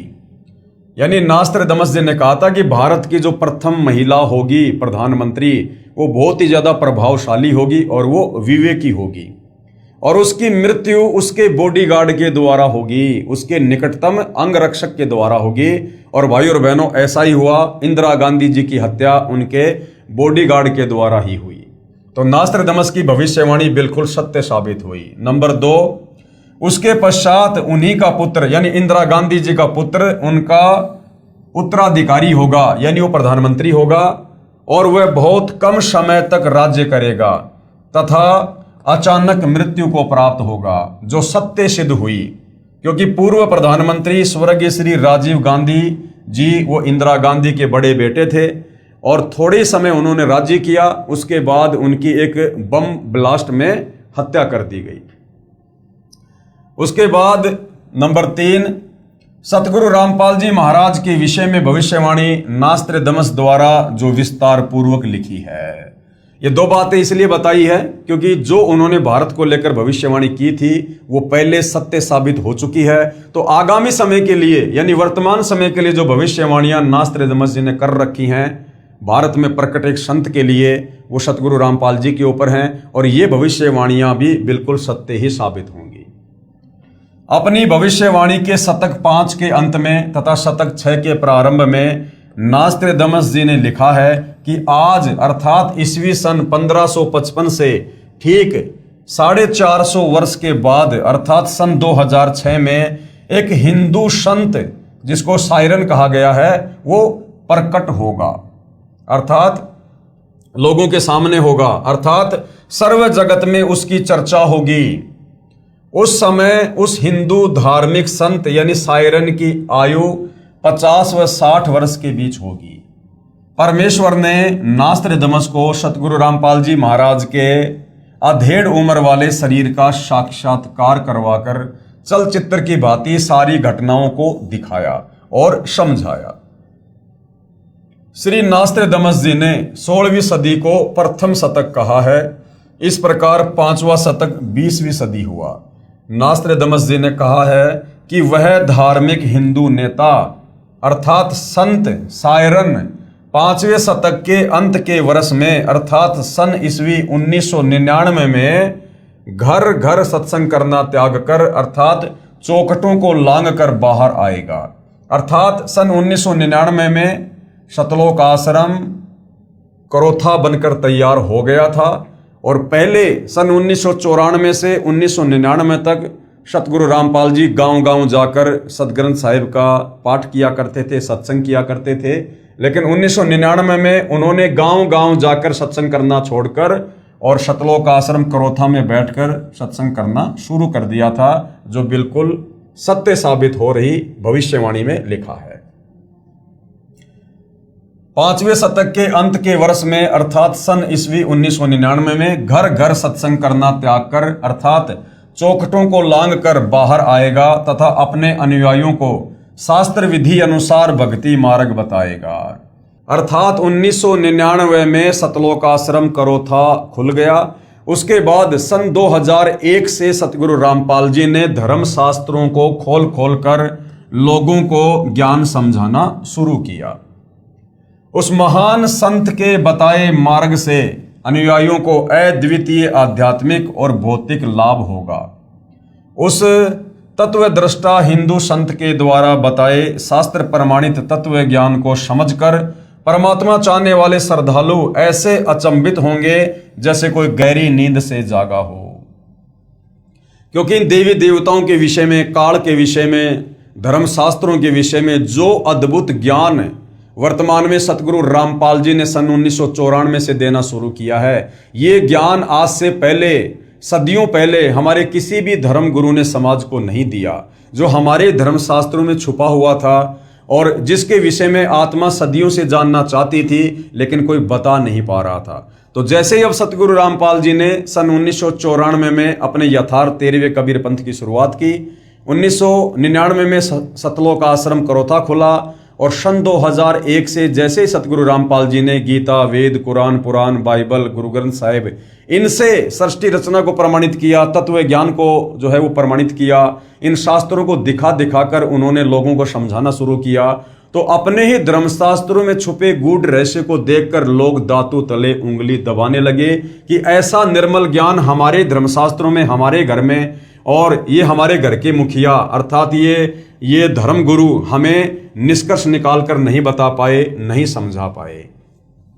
उस तत्वदृष्टा हिंदू संत द्वारा सन 1999 में चलाई आध्यात्मिक क्रांति ईस्वी सन 2006 तक चलेगी। तब तक बहुसंख्या में परमात्मा चाहने वाले भगत तत्व ज्ञान समझकर अनुयायी बनकर सुखी हो चुके होंगे। उसके पश्चात उस स्थान की चौखट से भी बाहर लांघेगा। उसके पश्चात 2006 से स्वर्ण युग का प्रारंभ होगा, अर्थात 2006 में करोथा कांड हो जाता है और सतगुरु रामपाल जी 21 महीने के लिए जेल में चले जाते हैं। नोट: प्रिय पाठक जन, कृपया पढ़ें निम्न भविष्यवाणी जो फ्रांस देश के वासी श्री नास्त्रदमस ने की थी, जिसके विषय में मद्रास के एक ज्योतिषा शास्त्री के.एस. कृष्णामूर्ति ने कहा है कि श्री नास्त्रदमस जी द्वारा सन 1555 में लिखी भविष्यवाणियों का यथार्थ अनुवाद सन 1998 में महाराष्ट्र में एक ज्योतिष शास्त्री करेगा। वह ज्योतिष शास्त्री नास्त्रदमस की भविष्यवाणियों का सांकेतिक भाषा का स्पष्टीकरण करके उसमें लिखित भविष्य घटनाओं का अर्थ देकर अपना भविष्य ग्रंथ प्रकाशित करेगा, जो ऐसा ही हुआ। उसी ज्योतिषा शास्त्री द्वारा यथार्थ अनुवादित की गई पुस्तक से अनुवादकर्ता के शब्दों में पढ़िए। पेज नंबर 32 और 33 पर, ठहरो, स्वर्ण युग अर्थात राम राज्य आ रहा है। एक अधेड़ उम्र का औदार्य यानी उदार अजोड़ महासत्ता अधिकारी भारत ही नहीं सारी पृथ्वी पर स्वर्ण युग लाएगा और अपने सनातन धर्म का पुनरुत्थान करके यथार्थ भक्ति मार्ग बताकर सर्वश्रेष्ठ हिंदू राष्ट्र बनाएगा। तत्पश्चात ब्रह्मदेश यानी जिसको बांग्लादेश कहते हैं, ब्रह्मदेश पाकिस्तान, बांग्ला, श्रीलंका, नेपाल, तिब्बत, अफगानिस्तान, मलाया आदि देशों में वही सार्वभौम धार्मिक नेता होगा। क्योंकि भाइयों और बहनों, ये जितने भी देश हैं ये सब आज से लगभग 600 साल पहले भारत देश के ही हिस्से थे, जो आगे चलकर टुकड़ों में बट गए। अब दोबारा सतगुरु रामपाल जी की अध्यक्षता में पूरा विश्व एक होगा और ये जितने भी टुकड़े जो भारत से अलग हुए थे, जो अलग अलग देश बन चुके हैं, ये पुनः भारत में शामिल होंगे। सत्ताधारी चांडाल चौकड़ियों पर उसकी सत्ता होगी। वह नेता यानी सायरन दुनिया को अधाप मालूम होना है, बस देखते रहो। फिर पेज नंबर 40 पर लिखा है, ठहरो, राम राज्य अर्थात स्वर्ण युग आ रहा है, यानी सतयुग जैसा समय आ रहा है। जून 1999 से 2006 तक चलने वाली उत्क्रांति में स्वर्ण युग का उत्थान होगा। हिंदुस्तान में उदयन होने वाला तारणहार सायरन दुनिया में सुख समृद्धि व शांति प्रदान करेगा। नास्त्रदमस जी ने निसंदेह कहा है कि प्रकट होने वाला सायरन यानी वो संत अभी ज्ञात नहीं है, लेकिन वह क्रिश्चियन अथवा मुसलमान हरगिज नहीं होगा, वो हिंदू ही होगा।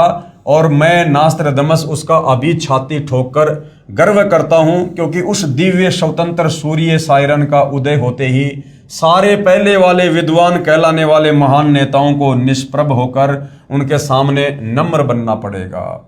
यानी वर्तमान में जितने भी आचार्य, शंकराचार्य, किसी भी धर्म के धर्मगुरु जो अपने आप को विद्वान साबित करके लोगों को भक्ति के नाम पर उलझा कर बैठे हैं, और जितने भी ये राजनीतिक नेता हैं जिनकी प्रभुता बनी हुई है, इन सब ने आने वाले कुछ ही समय में 2028 के बाद सतगुरु रामपाल जी के चरणों में नतमस्तक होना पड़ेगा, क्योंकि आने वाला समय युग परिवर्तन का है और जब जब युग परिवर्तन होता है भयंकर जन धन की हानि होती है। अभी हम अप्रैल 2026 में जी रहे हैं। 2028 युग परिवर्तन का निर्धारित समय है। तो भाइयों और बहनों, 2028 और 2030 इस बीच में इन तमाम धार्मिक नेताओं को, राजनीतिक नेताओं को सतगुरु रामपाल जी के चरणों में नतमस्तक होना पड़ेगा, क्योंकि परिस्थितियां देश और दुनिया की इस कदर बिगड़ जाएंगी, ये लोग हाथ खड़े करने पर मजबूर हो जाएंगे। वह हिंदुस्तानी महान तत्वदृष्टा संत सभी को अभूतपूर्व राज्य प्रदान करेगा। यानी जिन जिन भक्तों की राज्य करने की इच्छा होगी, सतगुरु रामपाल जी आने वाले समय में अपने उन भक्तों को जो है राज्य प्रदान करेंगे।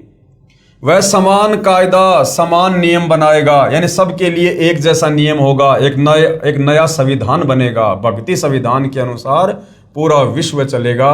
ये वर्तमान के जो संविधान है ये सब नष्ट कर दिए जाएंगे और पूरे विश्व में केवल सतगुरु रामपाल जी का ही संविधान चलेगा। और सतगुरु रामपाल जी का संविधान है भक्ति संविधान, यानी सब लोग भक्ति करेंगे और जो जो नियम मर्यादा सतगुरु रामपाल जी ने लागू कर रखी हैं उन नियम मर्यादाओं में रहकर सब लोग नेक नीति ईमानदारी से देवताओं जैसा जीवन जिएंगे। स्त्री पुरुष में, अमीर गरीब में, जाति और धर्म में कोई भेदभाव नहीं रखेगा, किसी पर अन्याय नहीं होने देगा। उस तत्वदर्शी संत का सर्व जनता विशेष सम्मान करेगी। माता पिता तो आदरणीय होते ही हैं, परंतु आध्यात्मिकता व पवित्रता के आधार पर उस शायरन यानी तत्वदर्शी संत का माता पिता से भी अलग श्रद्धा अर्थात स्थान होगा। नास्त्रडमस स्वयं ज्यू वंश का था तथा फ्रांस देश का नागरिक था।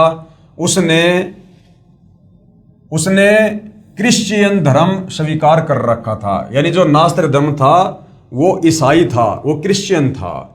फिर भी नास्त्रडमस ने निसंदेह कहा है कि प्रकट होने वाला शायरन यानी संत केवल हिंदू ही होगा। यानी नास्त्रडमस ने बिल्कुल निष्पक्ष होकर अपनी भविष्यवाणी पेश की है।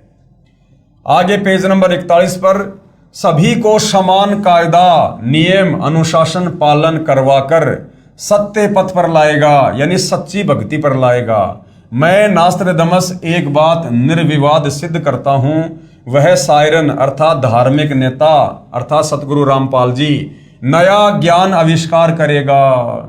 सतगुरु रामपाल जी ने सृष्टि रचना बताकर और सर्व धर्म शास्त्रों का निष्कर्ष निकालकर जो अमृत ज्ञान, सतलोक जाने की कंप्लीट विधि, काल के 21 ब्रह्मांडों से बाहर निकलने का कोर्स आप और हमें दिया है, ये आज से पहले इस प्रकार से किसी ने नहीं दिया। तो एक नया ज्ञान, यानी इस काल के 21 ब्रह्मांड में जो आधा अधूरा भक्ति का ज्ञान है, उससे सर्वश्रेष्ठ एक नया ज्ञान सतगुरु रामपाल जी ने हमें दिया है। वह सत्य मार्गदर्शन करवाने वाला तारणहार एशिया खंड में जिस देश के नाम महासागर हिंद महासागर है, उसी नाम वाले हिंदुस्तान देश में जन्म लेगा।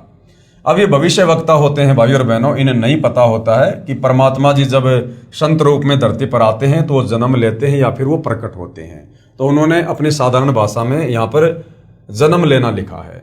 वो ना क्रिश्चियन होगा, ना मुसलमान होगा, ना जू होगा, वो निसंदेह हिंदू होगा। अन्य भूतपूर्व धार्मिक नेताओं से बेहतर बुद्धिमान होगा और अंजिके होगा। नास्त्रडमस भविष्यवाणी के शतक 6 श्लोक 70 में महत्वपूर्ण संकेत बता रहा है। उससे सभी प्रेम करेंगे, उसका बोलबाला रहेगा, उसका भय भी होगा कि यदि मर्यादा तोड़ दी तो हमारे पर तुरंत काल का अटैक होगा और हमारे पर मुसीबतों का पहाड़ टूटेगा। तो सतगुरु रामपाल जी का भय भी होगा। कोई भी अपकृत्य करना नहीं सोचेगा, यानी कोई भी व्यक्ति गलत काम करने की नहीं सोचेगा, क्योंकि ज्ञान भी हो जाएगा कि जैसे कर्म करेंगे फिर वैसा उनका दंड भी भोगना पड़ेगा। तो जिस कारण से लोगों में भय भी रहेगा और लोग कोई भी अपकृत्य अर्थात दुष्कर्म नहीं करेंगे। उसका नाम व कीर्ति त्रिखंड में गूंजेगी, अर्थात पूरे विश्व में उनका नाम होगा, बोलबाला होगा, अर्थात आसमानों के पार उसकी महिमा का बोलबाला होगा।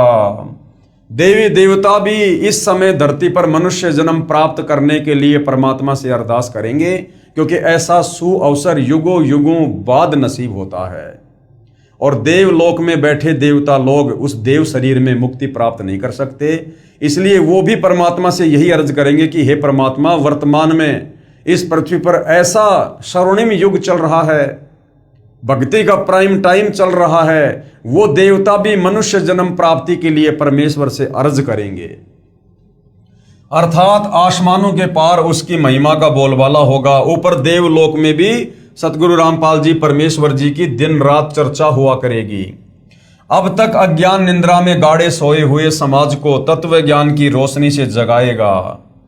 यानी शास्त्र विरुद्ध साधना करने के चलते जो हमारे पूर्वज भूत बन गए और हमें भी हमारे धर्मगुरु उसी दिशा में आगे बढ़ा रहे थे, अब समाज उस शास्त्र विरुद्ध वाली अज्ञान निंद्रा में जो है सदियों से सोया हुआ था, अब वो जागेगा सतगुरु रामपाल जी का तत्व ज्ञान सुनकर। सर्व मानव समाज हड़बड़ा कर जागेगा, उसके तत्व ज्ञान के आधार से भक्ति साधना करेगा, सर्व समाज से सत्य साधना करवाएगा, जिस कारण सर्व साधकों को अपने आदि अनादि स्थान सतलोक में अपने पूर्वजों के पास ले जाकर वहां स्थायी स्थान प्राप्त करवाएगा, अर्थात वारिस बनाएगा। इस क्रूर भूमि यानी काल लोक से मुक्त करवाएगा, ये शब्द बोल उठेगा। तो भाई और बहनों, आज आप और हमें तो ये विश्वास हो ही चुका है कि काल के 21 ब्रह्मांड से, इन दुखों से, परेशानियों से, जन्म मरण से, लक 84 के कष्ट से सतगुरु रामपाल जी की भक्ति ही बाहर निकाल सकती है, दूसरा कोई विकल्प नहीं है। तो ये सारी बातें आज से 400-500 वर्ष पहले नास्त्रोदमस जी ने पहले ही भविष्य को देखकर अपनी आध्यात्मिक शक्ति से बता दिया था। आगे पेज नंबर 42 और 43 पर, यह हिंसक महाकाल कौन है, कहां है, ये बात सायरन अर्थात तत्वदर्शी संत ही बताएगा। अब सतगुरु रामपाल जी ने बताया कि ये काल कौन है।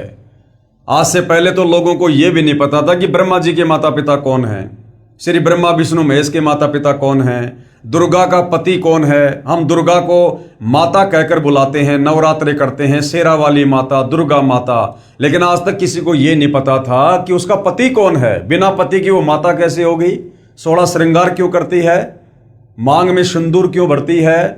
तो आज से पहले हमारे धर्मगुरु हमें अध्यात्म के विषय में नहीं बता पाए थे, जो अब सतगुरु रामपाल जी ने बताया कि काल कौन है। ये काल दुर्गा का पति है, ब्रह्मा विष्णु महेश का ये बाप है, और तीनों देवताओं के माध्यम से इसने यहां पर हम सबको फांस रखा है।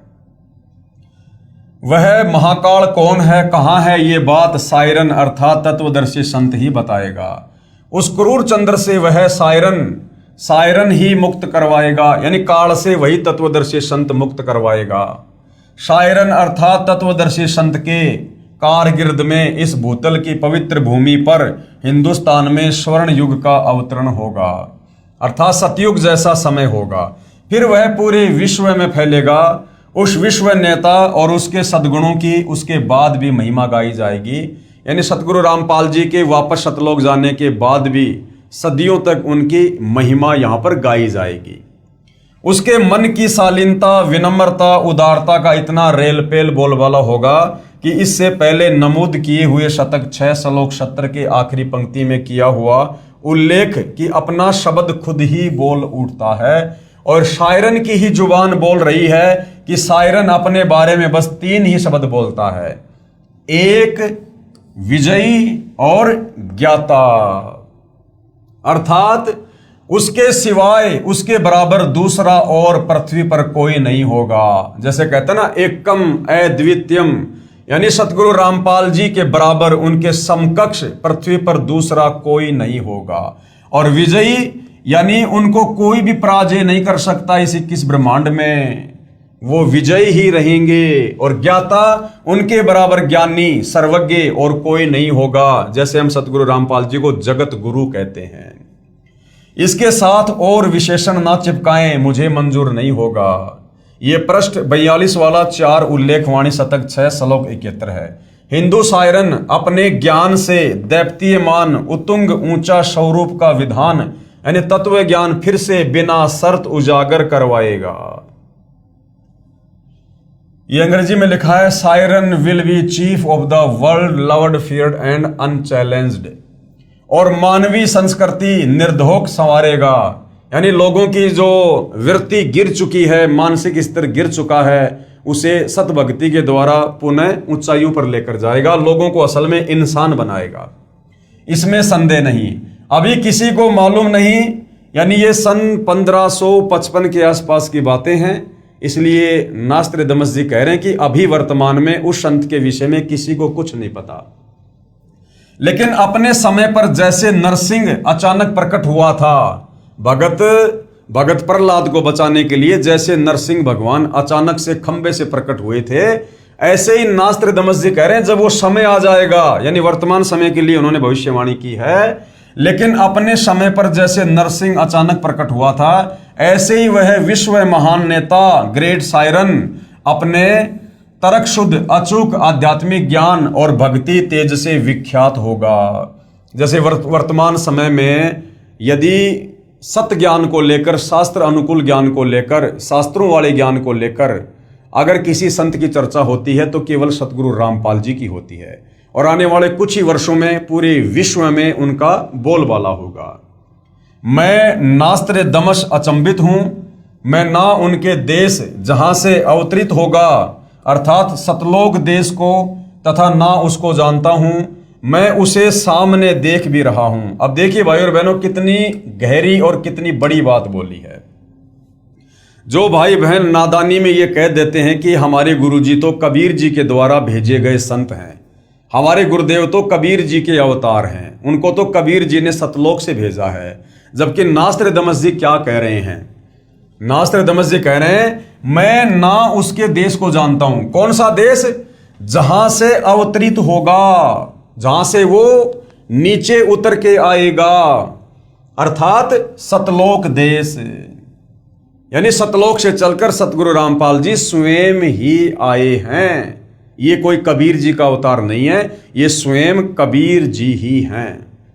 ना मैं उसके देश जहां से अवतरित होगा अर्थात सतलोक देश को तथा ना उसको जानता हूं, मैं उसे सामने देख भी रहा हूं, क्योंकि अपनी आध्यात्मिक शक्ति से वो भविष्य को देख रहे थे, जिस आधार से वो बोल रहे थे। उसकी महिमा का शब्द बद में कोई मिसाल नहीं कर सकता, बस उसे ग्रेट सायरन महान धार्मिक नेता कहता हूं। अपने धर्म बंधुओं की सदकालीन समस्या से, दयनीय अवस्था से बेचैन होता हुआ, स्वतंत्र ज्ञान सूर्य का उदय करता हुआ, अपने भक्ति तेज से जग का तारणहार, 5वें शतक 20वीं सदी के अंतिम वर्ष में ईस्वी सन 1999 अधेड़ उम्र का विश्व का महान नेता, जैसे तेजस्वी सिंह मानव ग्रेट सायरन उद्विग्न अवस्था से चौखट लांघता हुआ मेरे नास्त्रदमस के मन का भेद ले रहा है, और मैं उसका स्वागत करता हुआ आश्चर्यचकित हो रहा हूं, उदास भी हो रहा हूं, क्योंकि उसका दुनिया को ज्ञान ना होने से मेरा सायरन यानी वह तत्वदर्शी संत उपेक्षा का पात्र बन रहा है। नास्त्रदमस जी सन 1555 में, सन 2006 और सन 2014 वाला जो दृश्य है वो ज्यों का त्यों देख रहे थे, क्योंकि भाई और बहनों जिनके पास में पूर्व जन्म की आध्यात्मिक शक्ति होती है, जिनकी भक्ति वाली बैटरी चार्ज होती है, उनको परमेश्वर इस प्रकार के दृश्य दिखवा देते हैं। और सतगुरु रामपाल जी ने नास्त्रदमस को इस प्रकार की पावर देकर अपने वर्तमान समय की झलक इसलिए दिखा रहे थे ताकि इन भविष्यवाणियों को पढ़कर सुनकर हमें दृढ़ विश्वास हो सके।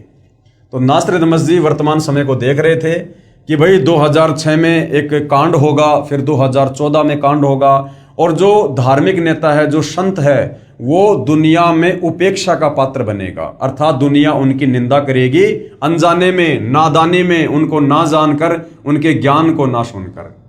मेरा सायरन अर्थात तत्वदर्शी संत उपेक्षा का पात्र बन रहा है। मेरी यानी नास्त्रदमस की चित्त भेदक भविष्यवाणी की और उस वैश्विक सिंह मानव की उपेक्षा ना करें।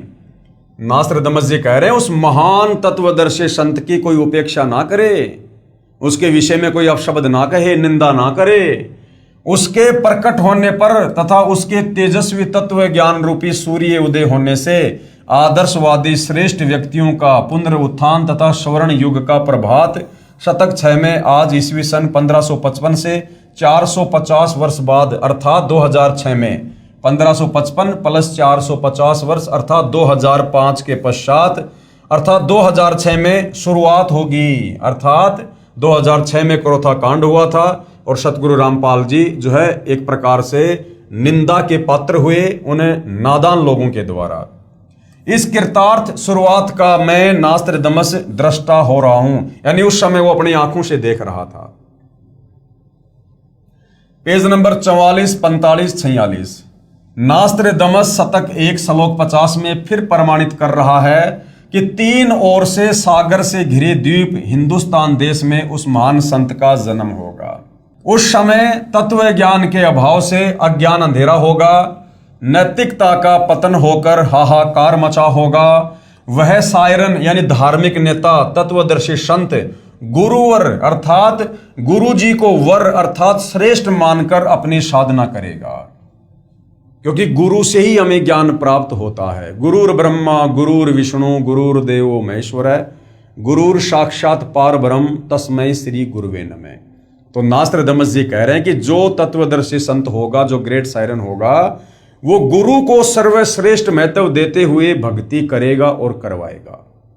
तो आज भाइयों और बहनों, सतगुरु के विषय में हमें परमेश्वर की वाणियां सुनने को मिलती है कि 7 दीप नौखंड में गुरु से बड़ा ना कोई, करता करे ना कर सके, सतगुरु करे सो होई। गुरु गोविंद दोनों खड़े किसके लागू पाए, बलिहारी गुरु आपना जिन गोविंद दिया बताए। क्योंकि कबीर परमात्मा स्वयं धरती पर प्रकट होकर गुरु की भूमिका करते हैं, इसलिए वह धार्मिक नेता, वह तत्वदर्शी संत गुरु को सर्वश्रेष्ठ साबित करके भक्ति करवाएगा। वह धार्मिक नेता, तत्वदर्शी संत अपने धर्म बल अर्थात भक्ति की शक्ति से तथा तत्व ज्ञान द्वारा सभी राष्ट्रों को नतमस्तक करेगा। आने वाले समय में दुनिया के कुछ देश मिलकर जो भारत देश पर आक्रमण करेंगे, उन सबको मुंह की खानी पड़ेगी सतगुरु रामपाल जी की शक्ति के आगे। एशिया में उसे रोकना अर्थात उसके प्रचार में बाधा करना पागलपन होगा। शतक 1 श्लोक 50। उसके बाद नास्त्रदमस जी ने आगे क्या कुछ कहा है। नोट, नास्त्रदमस की भविष्यवाणी फ्रांस देश की भाषा में लिखी गई थी। बाद में एक पॉल ब्रंटन नामक अंग्रेज ने इस नास्त्रदमस की भविष्यवाणी सेंचुरी ग्रंथ को फ्रांस में कुछ वर्ष रहकर समझा, फिर इंग्लिश भाषा में लिखा।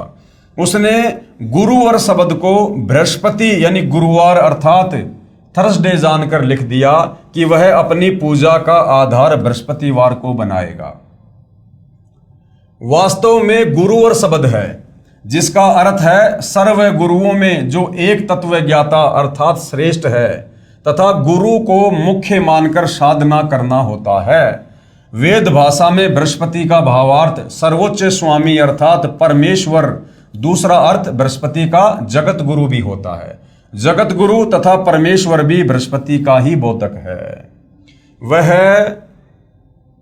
अधेड़ उम्र में यानी युवा अवस्था में 50 और 60 के आसपास की अवस्था में तत्व ज्ञान का ज्ञाता तथा श्रेय होकर त्रिखंड में कीर्तिमान होगा। मुझ नास्त्रदमस को उसका नया उपाय यानी साधना मंत्र ऐसा जालिम मालूम होता है जैसे सर्प को वश करने वाला गार्डू मंत्र से महाविशैले सर्प को वश कर लेता है। यानी नास्त्रदमस जी कह रहे हैं कि वो जो साधना के मंत्र देगा, जो सुमरण देगा, मुझे तो उसका वो सुमरण ऐसा प्रतीत हो रहा है जैसे गार्डू एक मंत्र बोलकर महाविशैले सर्प को भी अपने काबू में कर लेता है। ऐसे ही वो जो सुमरण देगा, जो मंत्र देगा, उससे इस काल के जो है जितने भी षड्यंत्र हैं, जितने भी दाव हैं, वो फैल हो जाएंगे और ये काल उस सत भक्ति मंत्रों के आगे नतमस्तक हो जाएगा। वह नया उपाय, नया कायदा बनाने वाला यानी एक नया संविधान बनाएगा। तत्ववेता दुनिया के सामने उजागर होगा। उसी को मैं नास्त्रदमस अचंभित होकर ग्रेट सायरन बता रहा हूं, यानी महान धार्मिक नेता। उसके ज्ञान के दिव्य तेज के प्रभाव से उस दीप कल्प भारतवर्ष में आक्रामक तूफान खलबली मचेगी अर्थात अज्ञानी संतों द्वारा विद्रोह किया जाएगा। अब भाइयों और बहनों, सतगुरु रामपाल जी अभी 10 अप्रैल 2026 को 11 साल बाद जो हिसार जेल से बाहर आए हैं, तो सतगुरु रामपाल जी ने आते ही कहा है कि बच्चों अभी तीसरा झटका आना और बाकी है और वो तीसरा झटका ये काल सहन नहीं कर पाएगा। तो ये जितने भी धार्मिक जो गुरु हैं, धर्मगुरु हैं, चाहे वो किसी भी धर्म के हों, ये फिर से भाई और बहनों सतगुरु रामपाल जी के अमर तत्व ज्ञान को जो है मिटाने की एक चेष्टा करेंगे, नाकाम कोशिश करेंगे, और उस समय हाहाकार मचेगा, एक क्रांति होगी, अर्थात युग परिवर्तन का दौर होगा, और उन लोगों की कोशिशें धरी की धरी रह जाएंगी, और अंत में उन लोगों को अपनी जान बचाने के लिए सतगुरु रामपाल जी की शरण में आना पड़ेगा। अर्थात अज्ञानी संतों द्वारा विद्रोह किया जाएगा। 2006 में भी अज्ञानी संतों द्वारा ही विद्रोह किया गया था, अर्थात करोथा कांड हुआ।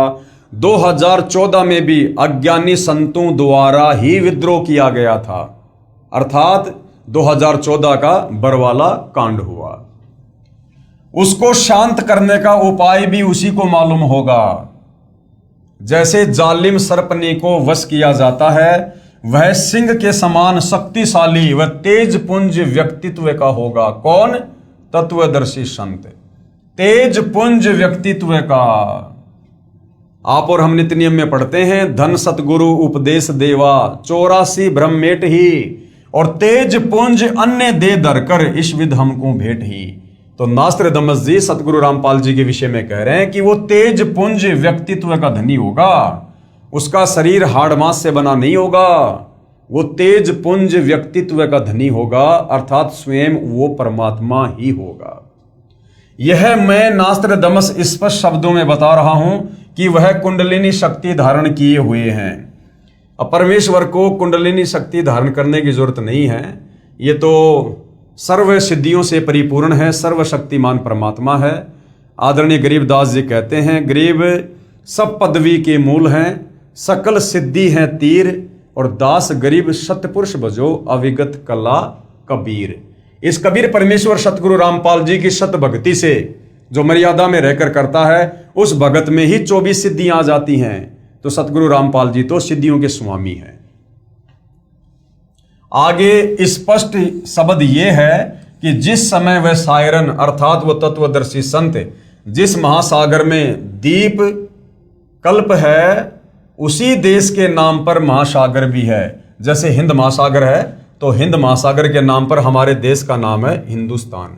विशेषता ये होगी कि उस देश की भुजंग सर्पनी शक्ति, कुंडलिनी शक्ति का पूर्ण परिचित ट्रू मास्टर होगा।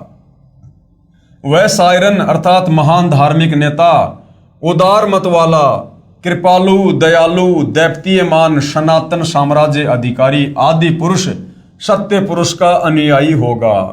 हालांकि सतगुरु रामपाल जी स्वयं ही सत्य पुरुष हैं, और इनके अनुयायी तो आप और हम भाई बहन हैं जो मर्यादा में रहकर भक्ति कर रहे हैं।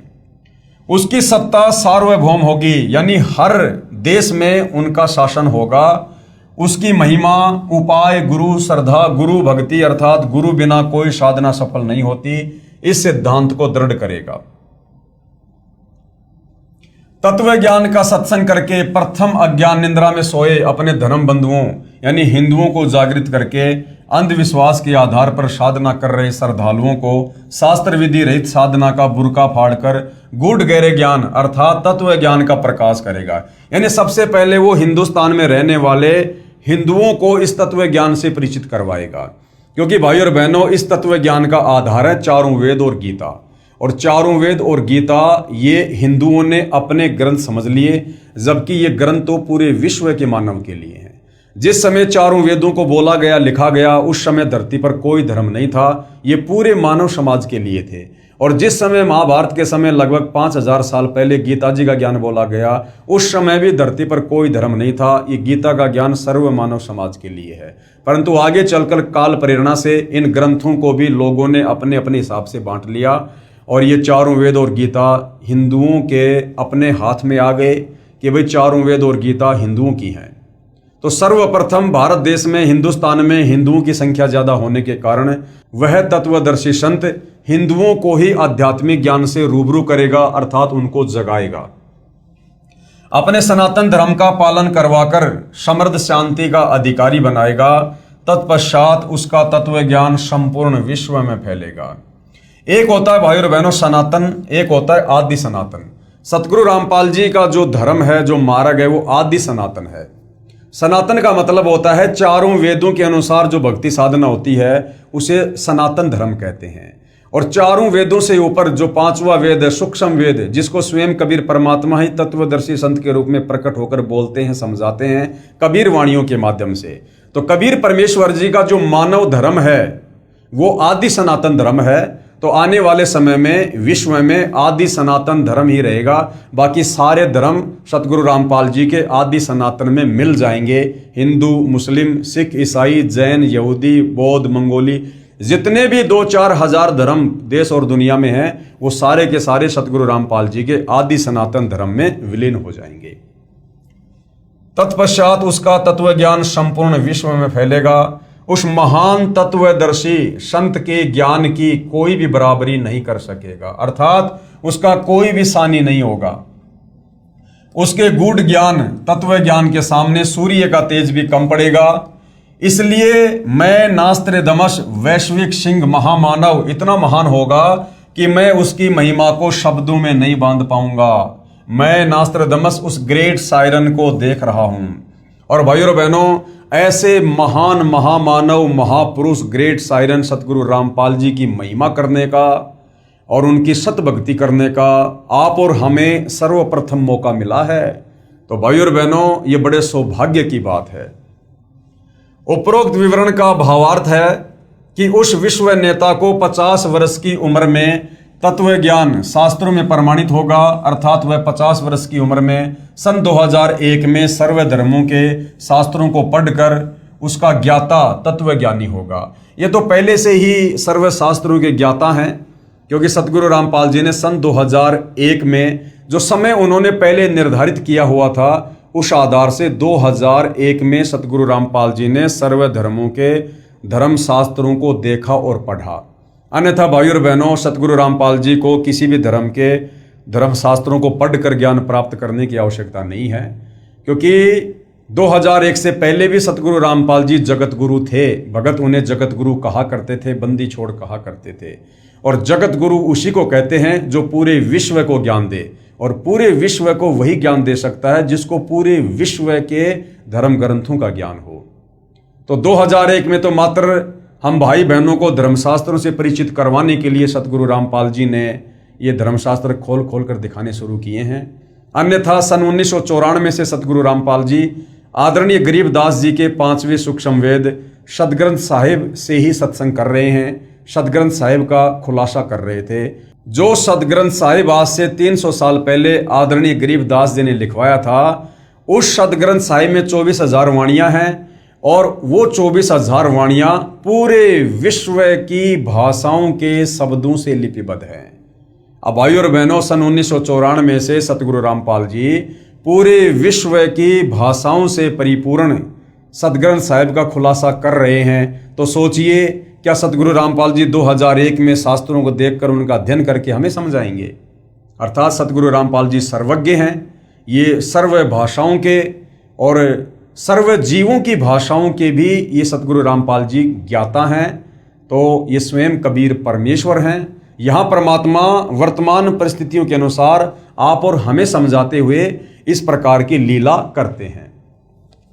तथा उसके पश्चात उस तत्व ज्ञान का ज्ञेय यानी जानने योग्य परमेश्वर का ज्ञान अन्य को प्रदान करने वाला होगा, तथा उसका आध्यात्मिक जन्म अमावस्या को होगा। आध्यात्मिक जन्म का मतलब है, जैसे सतगुरु रामपाल जी ने 17 फरवरी 1988 को एक अच्छी आत्मा आदरणीय राम देवानंद जी को अपना मुंह बोला गुरु धारण किया, गुरु शिष्य परंपरा को बनाए रखकर आगे ज्ञान देने के लिए।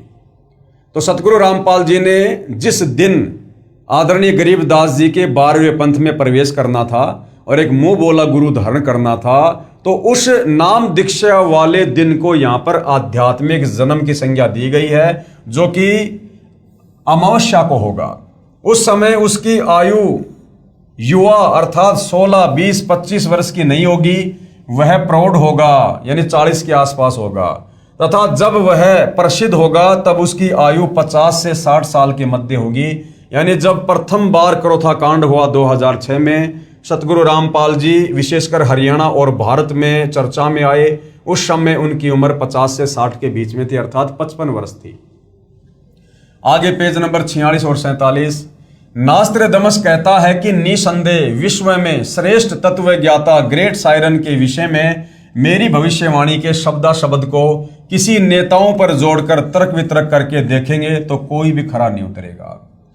नास्त्रदमस जी कह रहे हैं, भैया मेरी इस भविष्यवाणी को यदि कोई किसी राजनेता के ऊपर फिट करने की कोशिश करेगा ना, जैसे कोई भारत देश के प्रधानमंत्री नरेंद्र मोदी पर या अमेरिका के राष्ट्रपति डोनाल्ड ट्रंप पर, तो नास्त्रदमस जी कहते हैं कि मेरी भविष्यवाणी उन राजनीतिक लोगों के ऊपर खरी नहीं उतरेगी, क्योंकि कोई भी राजनीतिक नेता राजनीतिक दृष्टिकोण से भारत देश को विश्व गुरु धर्म गुरु नहीं बना सकता।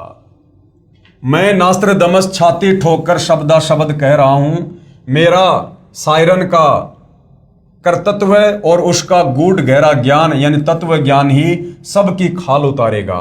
तो सभी धर्मगुरुओं की सतगुरु रामपाल जी के तत्व ज्ञान ने धोती सी धोके रख दी है, ये सबको पता है। बस 2006 साल आने दो, इस विधान का एक एक शब्द खरा खरा समर्थन सायरन ही देगा।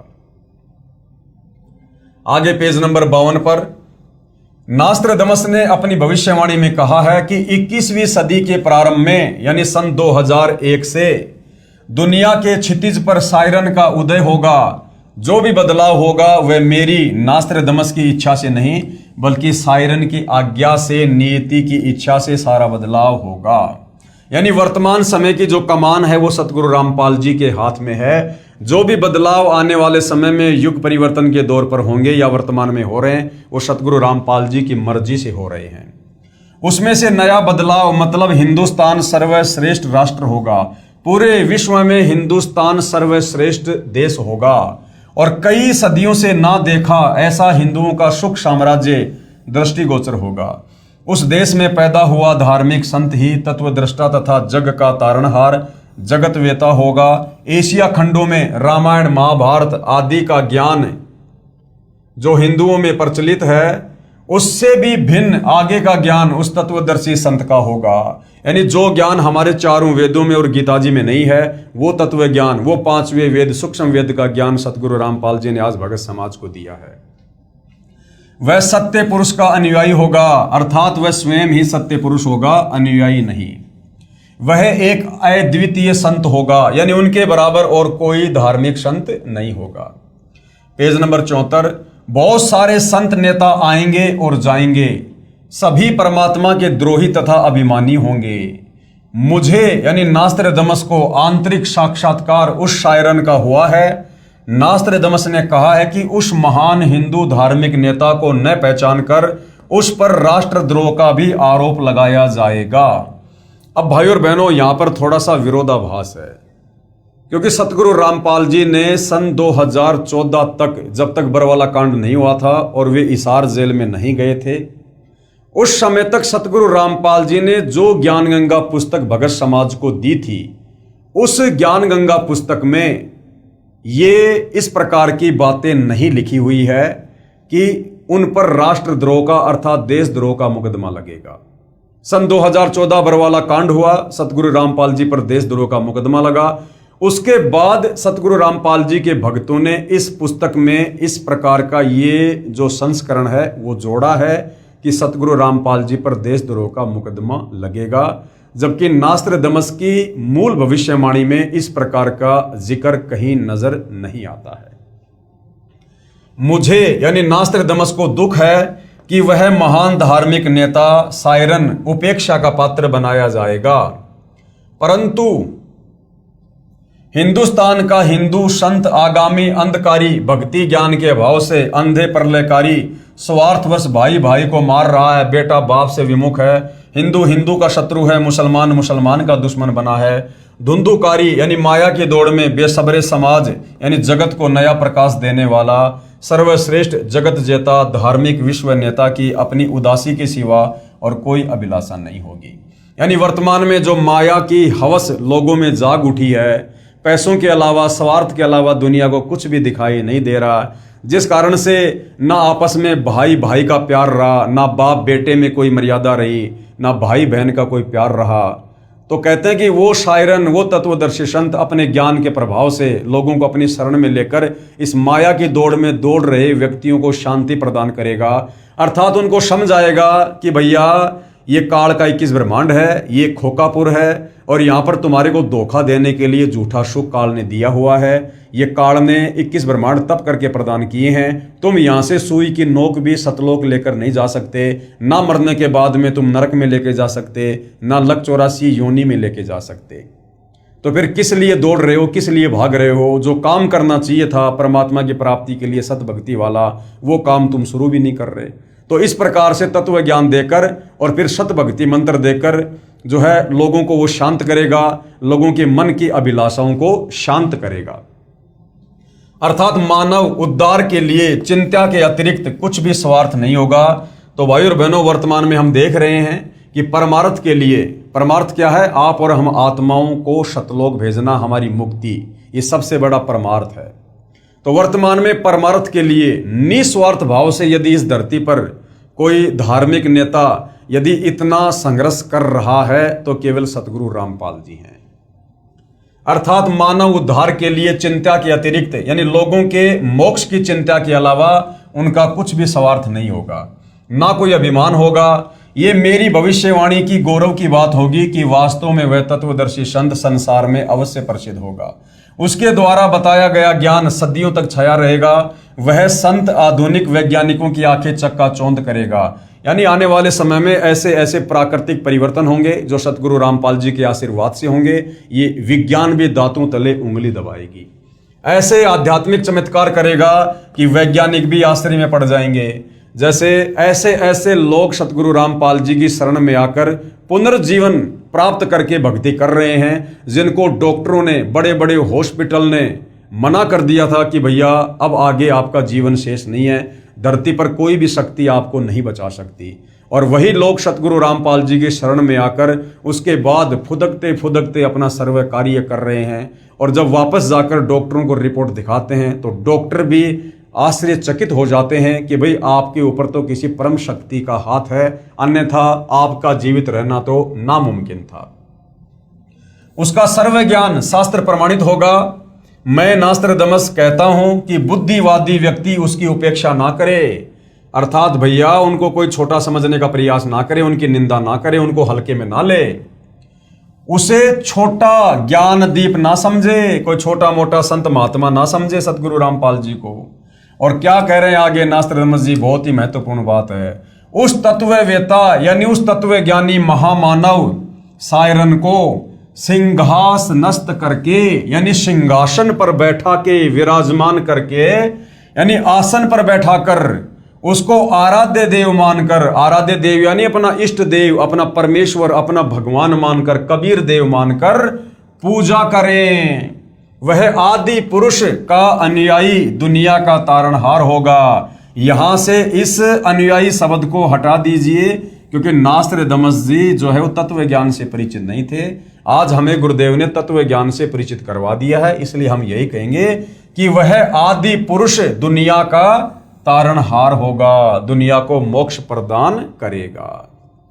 तो भाइयों और बहनों, इसके बाद में और भी बहुत सारे भविष्य वक्ता हैं जिन्होंने वर्तमान समय को लेकर सतगुरु रामपाल जी के ऊपर भविष्यवाणियां की हैं।